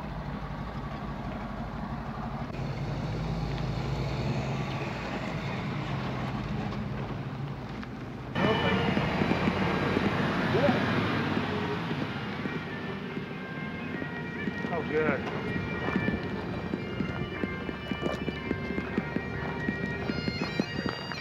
Hey, how are you? Good. Good. See you. Your brother, your father visited and all that? Yeah, yeah.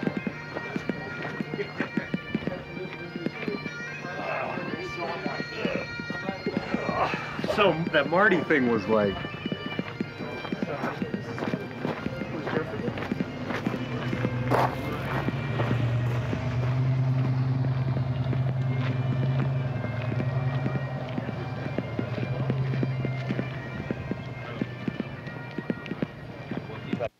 We don't have time in the documentary to show you an entire tour of the 2,700-acre compound in the middle of the gorge.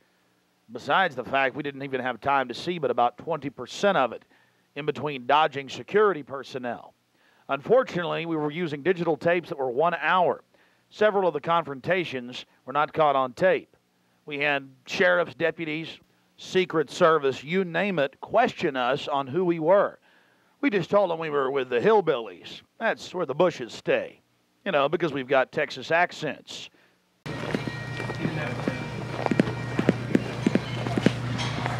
Yeah, no one. Close back in the corner right over there.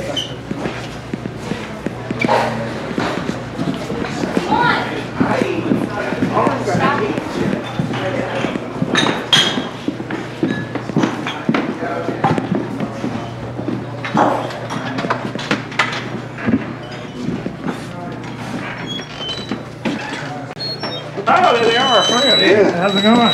Good.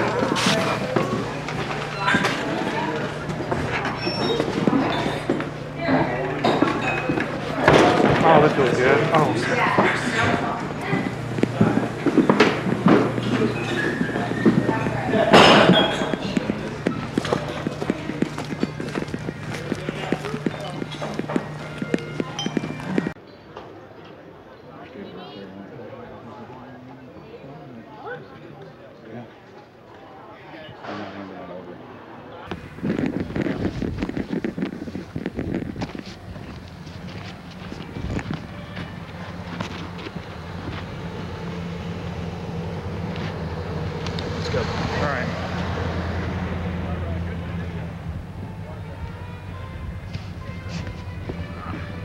Here's just one of many signs sporting French with skulls adorned with other trappings of death. We also saw signage with Latin and other ancient languages. Now we're about to let you see a little bit of what's going on with the great owl. Oh, that's nice. There's the owl. I guess you're going to find this. I'm getting this. I'm getting bold. This is the owl. I'm getting this, Allie. Let's get out of here.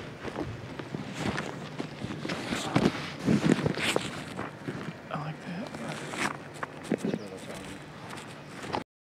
Here you can see the bottom of the stone owl with the altar and the eternal flame, a Aladdin lamp style urn that continually burns year around, we're told.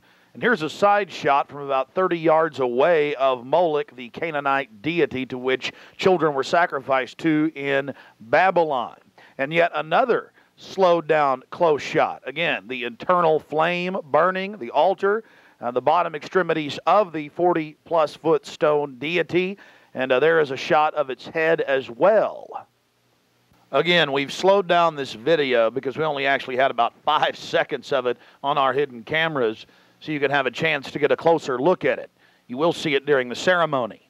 Speaking of the ceremony, we were on the left-hand side of the lake about 150 yards downstream beneath those large redwood trees. Much of the ritual you're going to witness took place on the right-hand side of the lake and at the northern tip beneath Moloch. Keep in mind the scale of the idol compared to those giant redwood trees. It's at least 45 feet tall. Now, the daytime vantage you're witnessing is basically the vantage that we shot the ceremony from at night. This is America, and it's been going on for 120 plus years in Northern California. This is not some new fad. We're talking about something deadly serious with its roots in ancient history.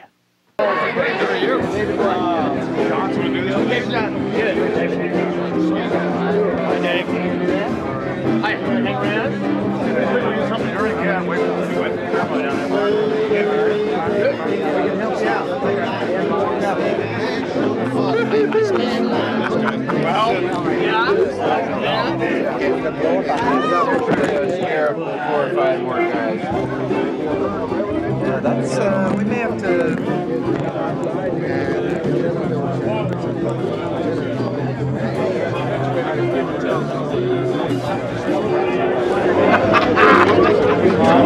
Let's keep running. A thirsty man. Look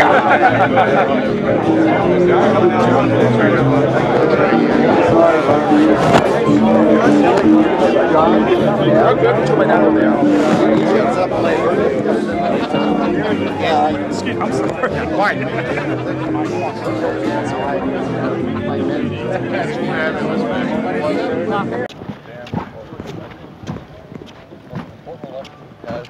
I believe for 20 years. Reagan was a turning point for us. Didn't realize at the time it was. And anytime I shoot. Turning point for us. Oh, really? So many liberal Democrats in their time to change things around. Morning. It was all live? Was it rough? No, it was close up. No. It's probably as accurate as we know. Yeah.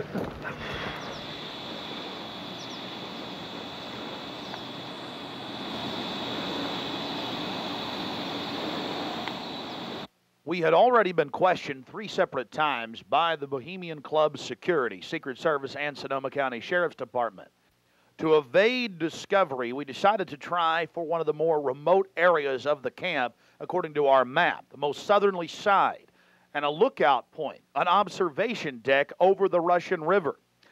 While Mike Hansen was watching for the sheriff's deputies that were down the path and over the bridge in a guard shack, I began to shoot the video you just witnessed. After we turned the camera off, one of the Sonoma County Sheriff's deputies showed up and began asking us why we were filming. We calmly told him we were just sightseeing as members of the Bohemian Club. The point that has to be made here, though, is they do have hidden cameras, because there's no way that they would have been able to witness us videotaping from where the guard shack was located. And then upon walking back by the guard shack, we actually witnessed banks of television screens and wires leading up into the redwoods and disappearing. Also visible from the observation deck is the famous sunning area for the establishment lackeys and their pomps. Here you can see some of the fine carpeting out on the floaty. The long history of men enjoying themselves has even been written about in the gossip column of the San Francisco Chronicle, writing that a man on his own often gets invited back to the camp by gay bohemians. Even 100-year-old annals have admitted the homosexual activities. After escaping the sheriff's department, Mike and I traveled high into the hills to wait until dark and the beginning of the cremation of care ceremony.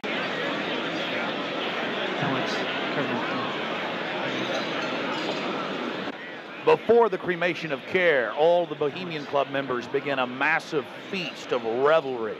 He's so pissed off at me.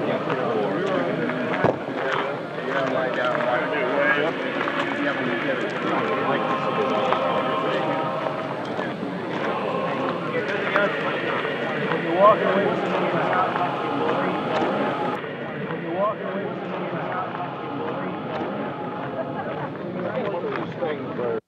After the feast, cult members travel from the main dining area under the trees out to the eastern side of the lake, where they congregate and prepare themselves to properly thank their deity.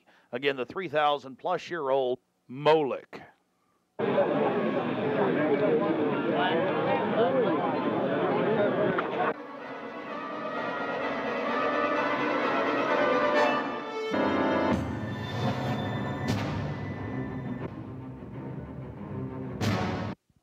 The occult activities are coming up.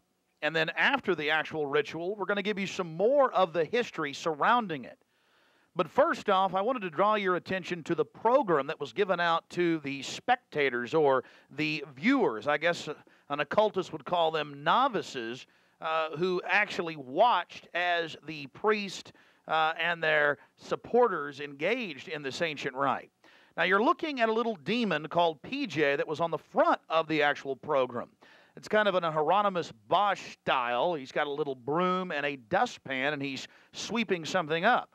Now, even more shocking is the figure of a human body burning in the flames. In fact, I've shown it to people that are experts in anatomy, to actual doctors, and they say that the anatomical size is that of a baby or small child. Notice how large the cranium is in comparison to the torso, that is the ribs. Understand, ladies and gentlemen, this is from the program itself given out to the establishment lackeys witnessing these sinister activities. Remember, in Babylon and Tyre, they would throw their children into fiery pits. Look at the size of the hands compared to the rest of the body. Only children show these anatomical details. Now, of course, it's been airbrushed in, but it shows the psychology. Now, this is the only skull we actually caught on tape. We've blown it up for you over one of the major meeting houses. Of course, it's not a real skull. It was extremely oversized up on the signage. The point we're trying to make here is the entire compound was literally infested with symbols of death, skulls, owls. At long last, here it is, the cremation of care unveiled.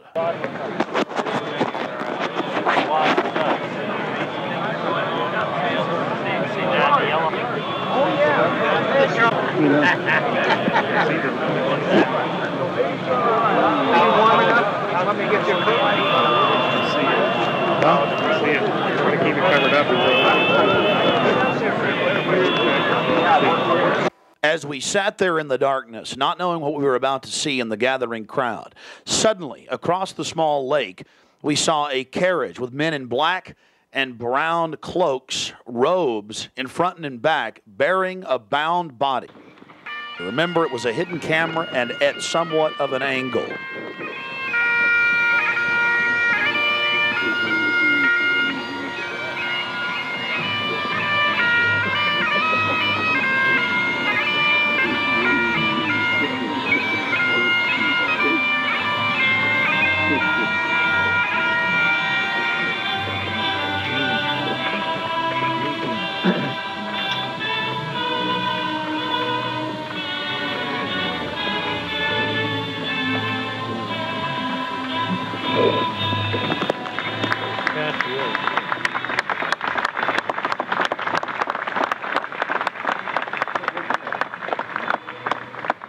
Something particularly pleasing was happening for the Bohemian Grovers with whatever developed with that crowd of men in black and brown and the bound body on the back of the buggy. They drove behind big black tarps they had hanging out of the trees.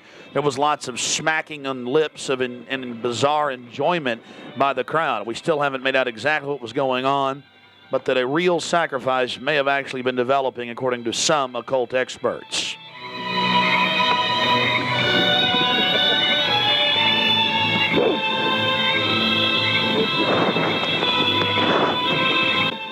All the time in the darkness across the small lake, the men in black were doing something behind the dark curtains hanging from the redwood trees. Then after about 10 more minutes of music, suddenly all around the owl, activity began. Here is the main central part of the ritual. The owl is in his leafy temple. That's all within the grove be reverent before him. Lift up your heads, O ye trees, and be ye lifted up, ye everlasting spires. For behold, here is Bohemia's shrine, and holy are the pillars of this house. Weaving spiders, come not near.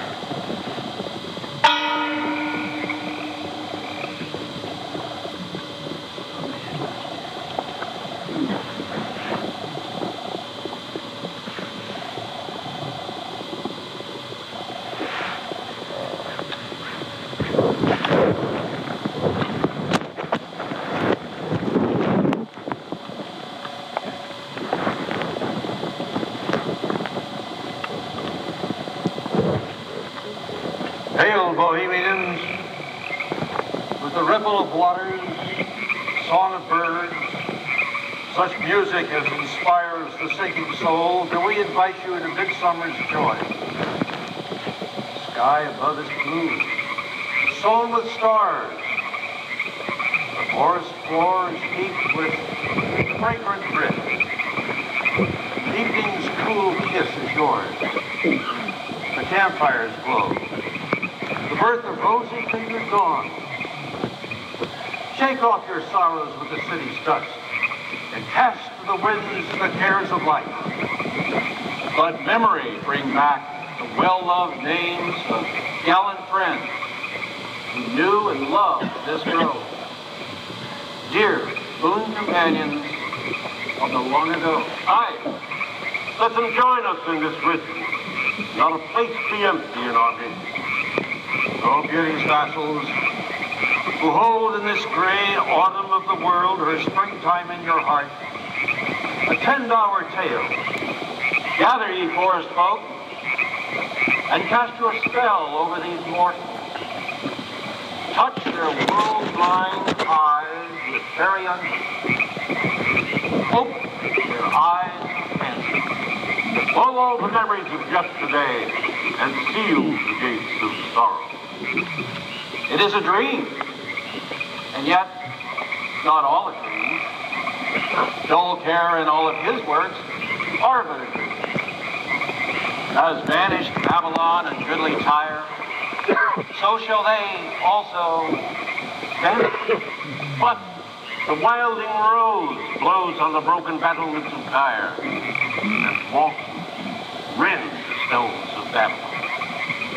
For beauty is eternal, and we bow to beauty everlasting.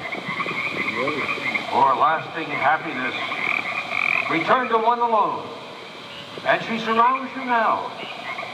Great nature, refuge of the weary heart, and only balm for breasts that have been bruised. She hath cool hands for every favored brow, and gentlest silence for the troubled soul. The counsels are most wise. She healeth well, having such ministries as calm and sleep. She is ever faithful. Other friends may fail, but seek ye her in any quiet place. Smiling, she will rise and give to you her kiss. So must ye come as children. Little children that believe nor ever doubt her beauty and her faith, nor deem her tenderness can change or die.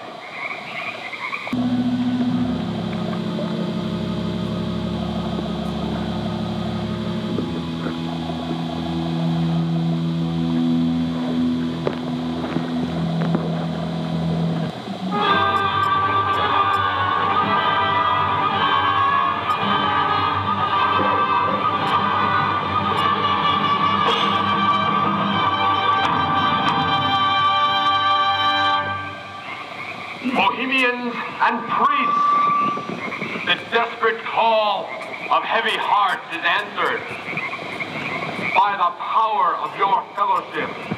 Dull care is slain.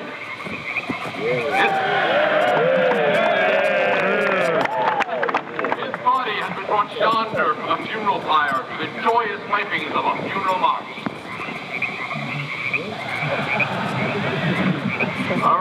funeral pyre awaits the corpse of care. There we go.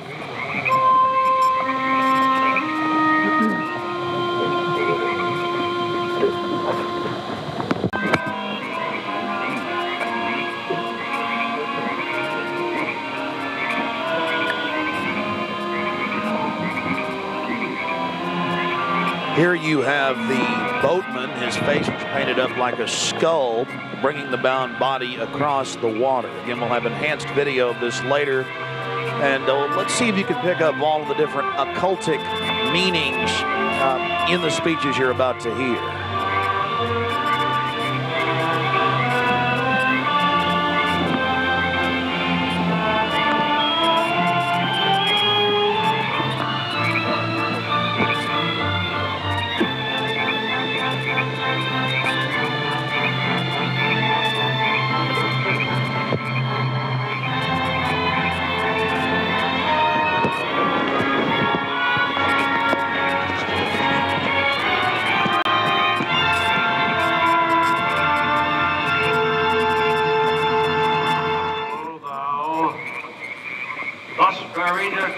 The shadowy tide, and all the ancient majesty of death.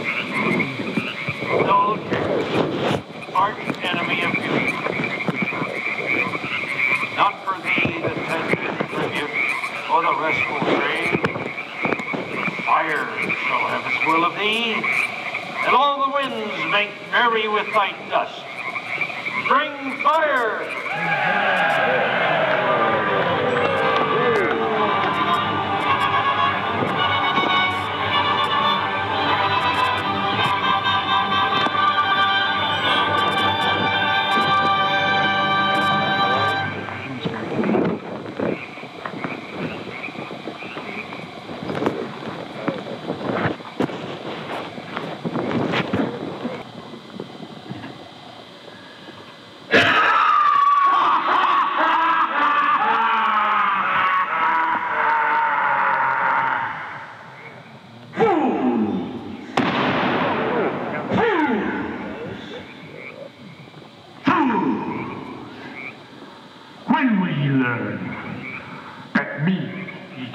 Slay. Year after year, ye burn me in this grove, lifting your puny shouts of triumph to the stars. But when again ye turn your faces to the marketplace, do ye not find me waiting as of old?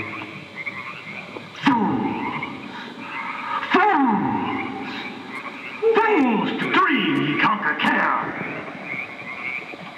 Nay, thou mocking spirit, it is not all a dream. We know thou waitest for us when this our sylvan holiday has ended. We shall meet thee and fight thee as of old, and some of us prevail against thee, and some thou shalt destroy. But this too we know. Year after year within this happy grove, our fellowship bans thee for a space. And thy malevolence which would pursue us here has lost its power under these friendly trees. So shall we burn thee once again this night, and in the flames that eat thine effigy, we shall read the sign, Midsummer sets us free. Ye shall burn me once again.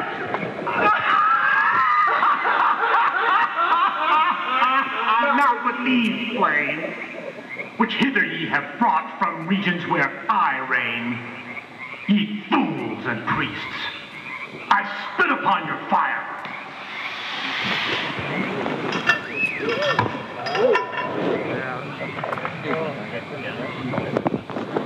Thou, great symbol of all mortal wisdom, thou of Bohemia, we beseech thee, grant us thy counsel.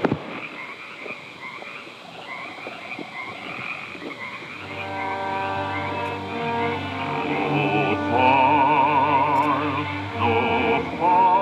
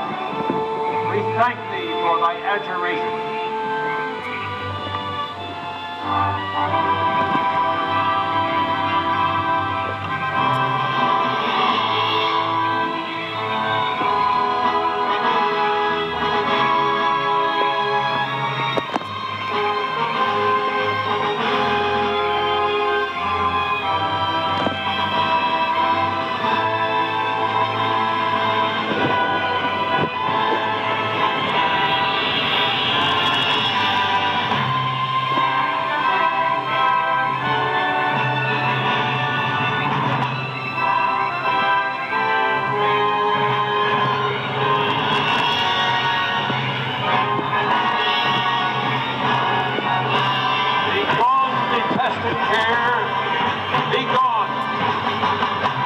Once more, we banish thee. Be gone, dull care. Fire shall have its will of thee. Be gone, dull care.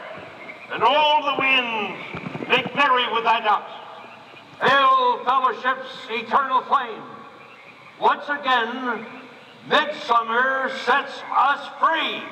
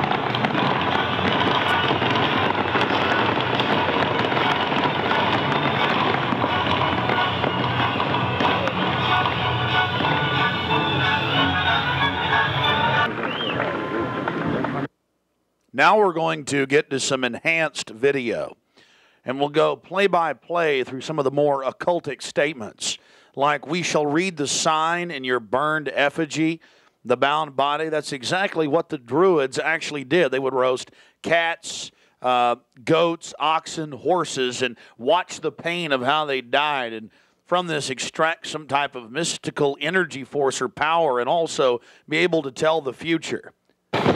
Owl of Bohemia, we beseech thee, grant us thy counsel.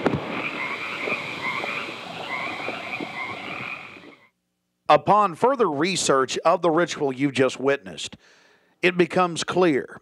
It is a mixture of the Babylonian Canaanite cult of Moloch, fused with ancient Druidic rites, where you have the female side of Satan, which they first call out to in the she, and then towards the horn god with the he, mixed with Masonic rites from Scotland. It's very likely that many of the 1,500 to 2,000 member crowd had really no idea what they were actually watching because it was thinly veiled.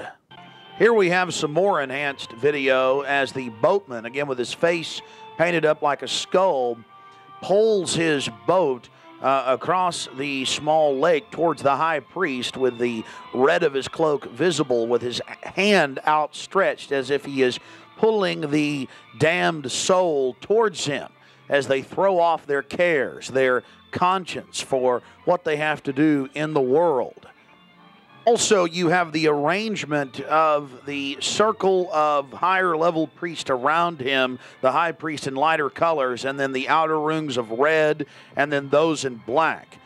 This is consistent with the darker workings of the occult, not just with the Western countries, but also worldwide. Now, when you see that black edge coming to the field, that's because we zoomed in on the video, and many times the picture was almost out of the screen, so that's the edge of the field or the view of the camera.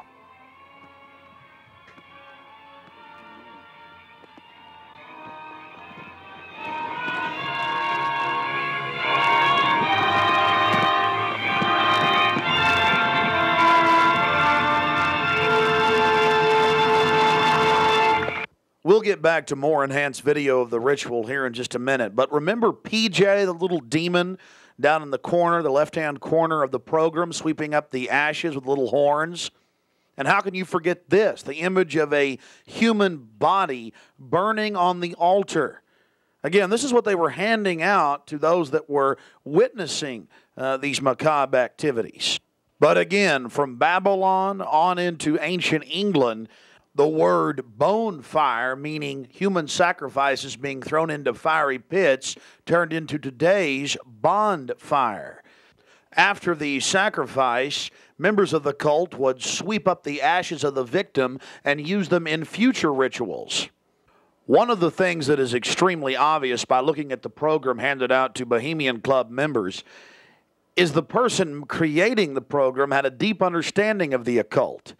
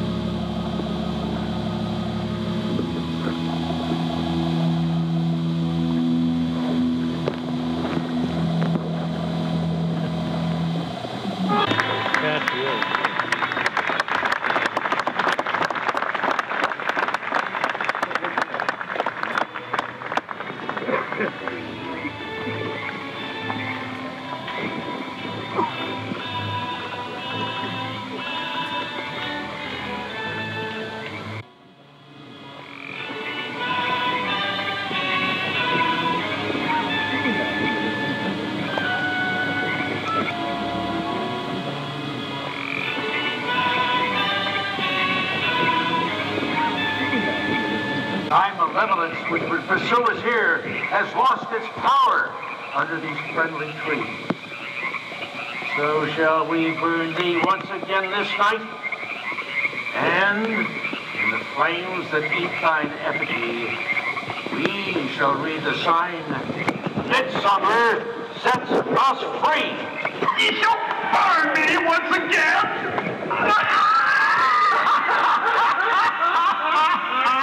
Not with these flames, which hither ye have brought from regions where I reign.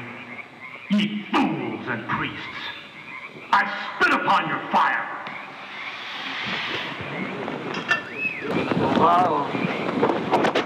Prince of all mortal wisdom, Owl of Bohemia, we beseech thee, grant us thy counsel. O great Owl of Bohemia, we thank thee for thy adjuration.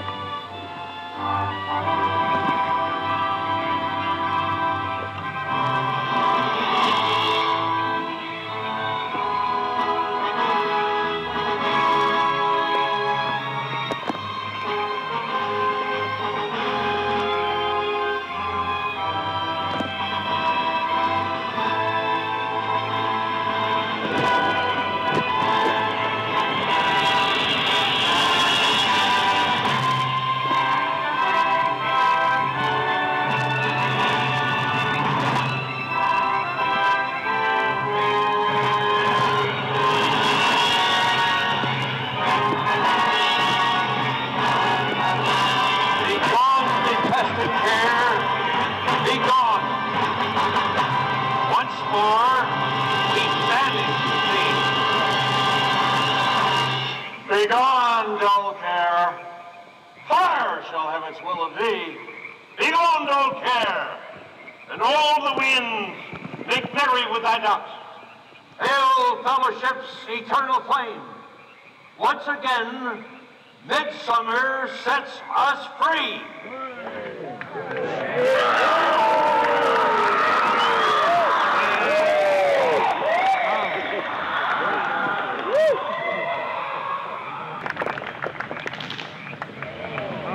There you see the funeral pyre burning with the effigy of a human, or it could be real, ladies and gentlemen.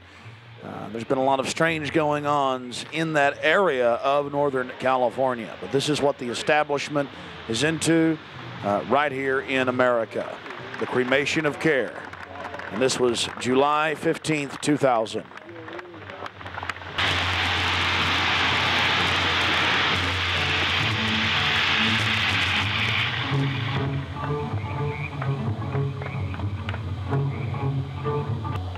These people are deadly serious, those taking part in the ceremony.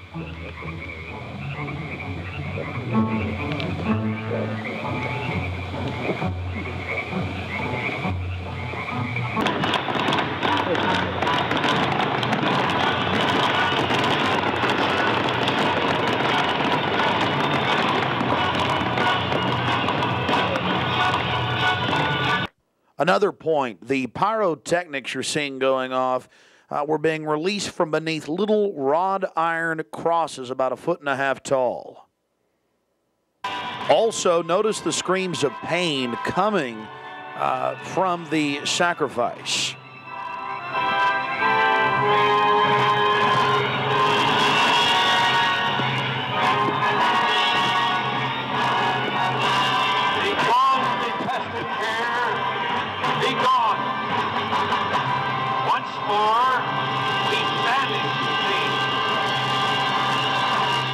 Begone, dull care.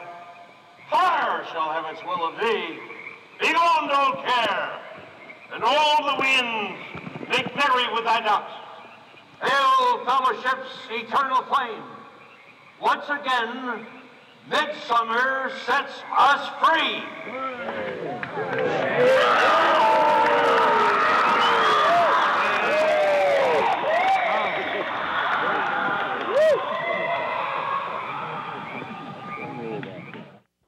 One of the facets of the ritual that goes deeply into the occult, again, we've already mentioned the Druids at their bonfires or bonfires throwing bodies into fiery pits after ritually cutting their hearts out or slitting their throats. They talk about reading the sign in the burning effigy, reading the sign. Again, research your history books on the occult, even the Encyclopedia Britannica on what the Druids would engage in. This is just unbelievably macabre and evil.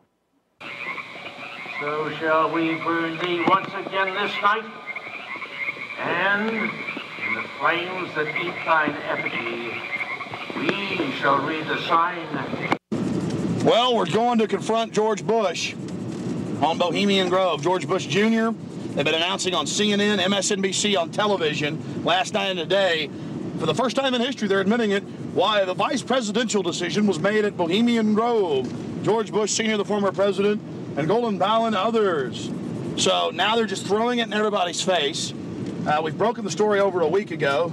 July 15th, we were in Northern California. They're trying to ignore it.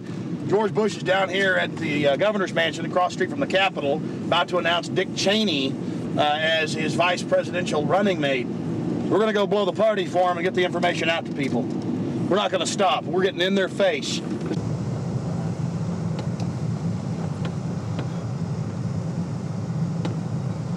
I want to make it clear that I'm neither Republican nor Democrat. But the facts speak for itself. George Bush Sr., Jr., even their grandfather Prescott Bush were all members of the Bohemian Club. So we dropped by to, well, let them know that we're fully aware of their activities. This is massive. This is how George Bush dresses up, right here. We got him on tape. This is how they dress up, right here, in red and black robes. A little more pointy, though, like the Klan. We've got him on tape. This is how George Bush dresses, right here when he's in the Bohemian Grove. This is how he dresses. We've already put it on television. Absolutely disgusting.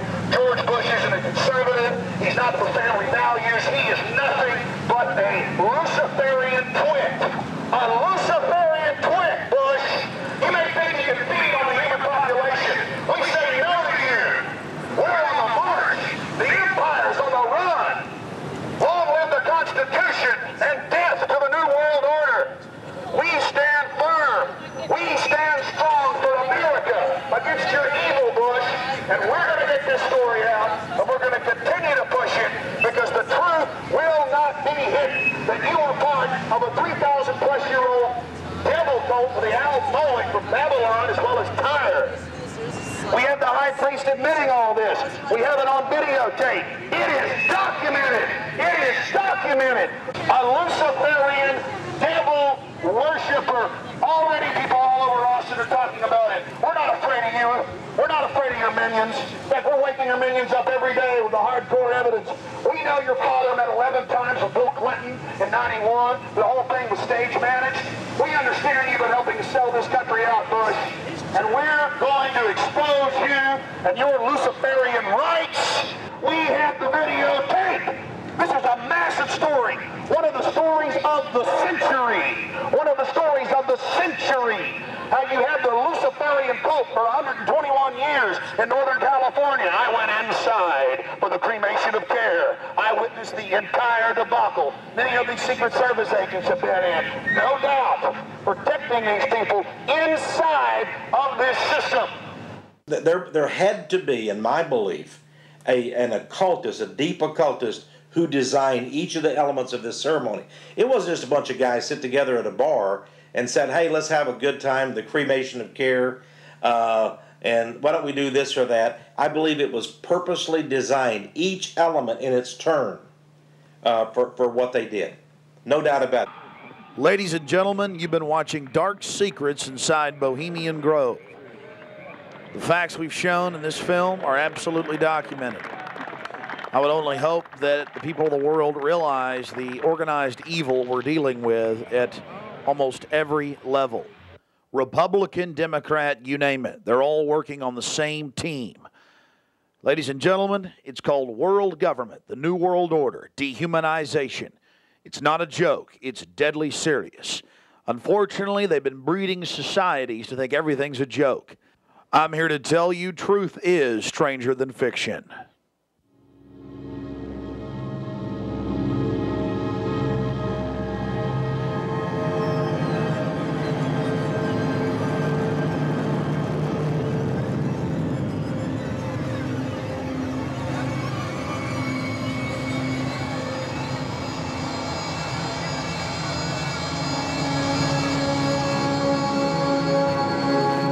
Purchase additional copies of this film, or to see dozens of other films and important books, be sure and visit Infowars.com or PrisonPlanet.com. Or to order, simply call toll-free 1-888-253-3139.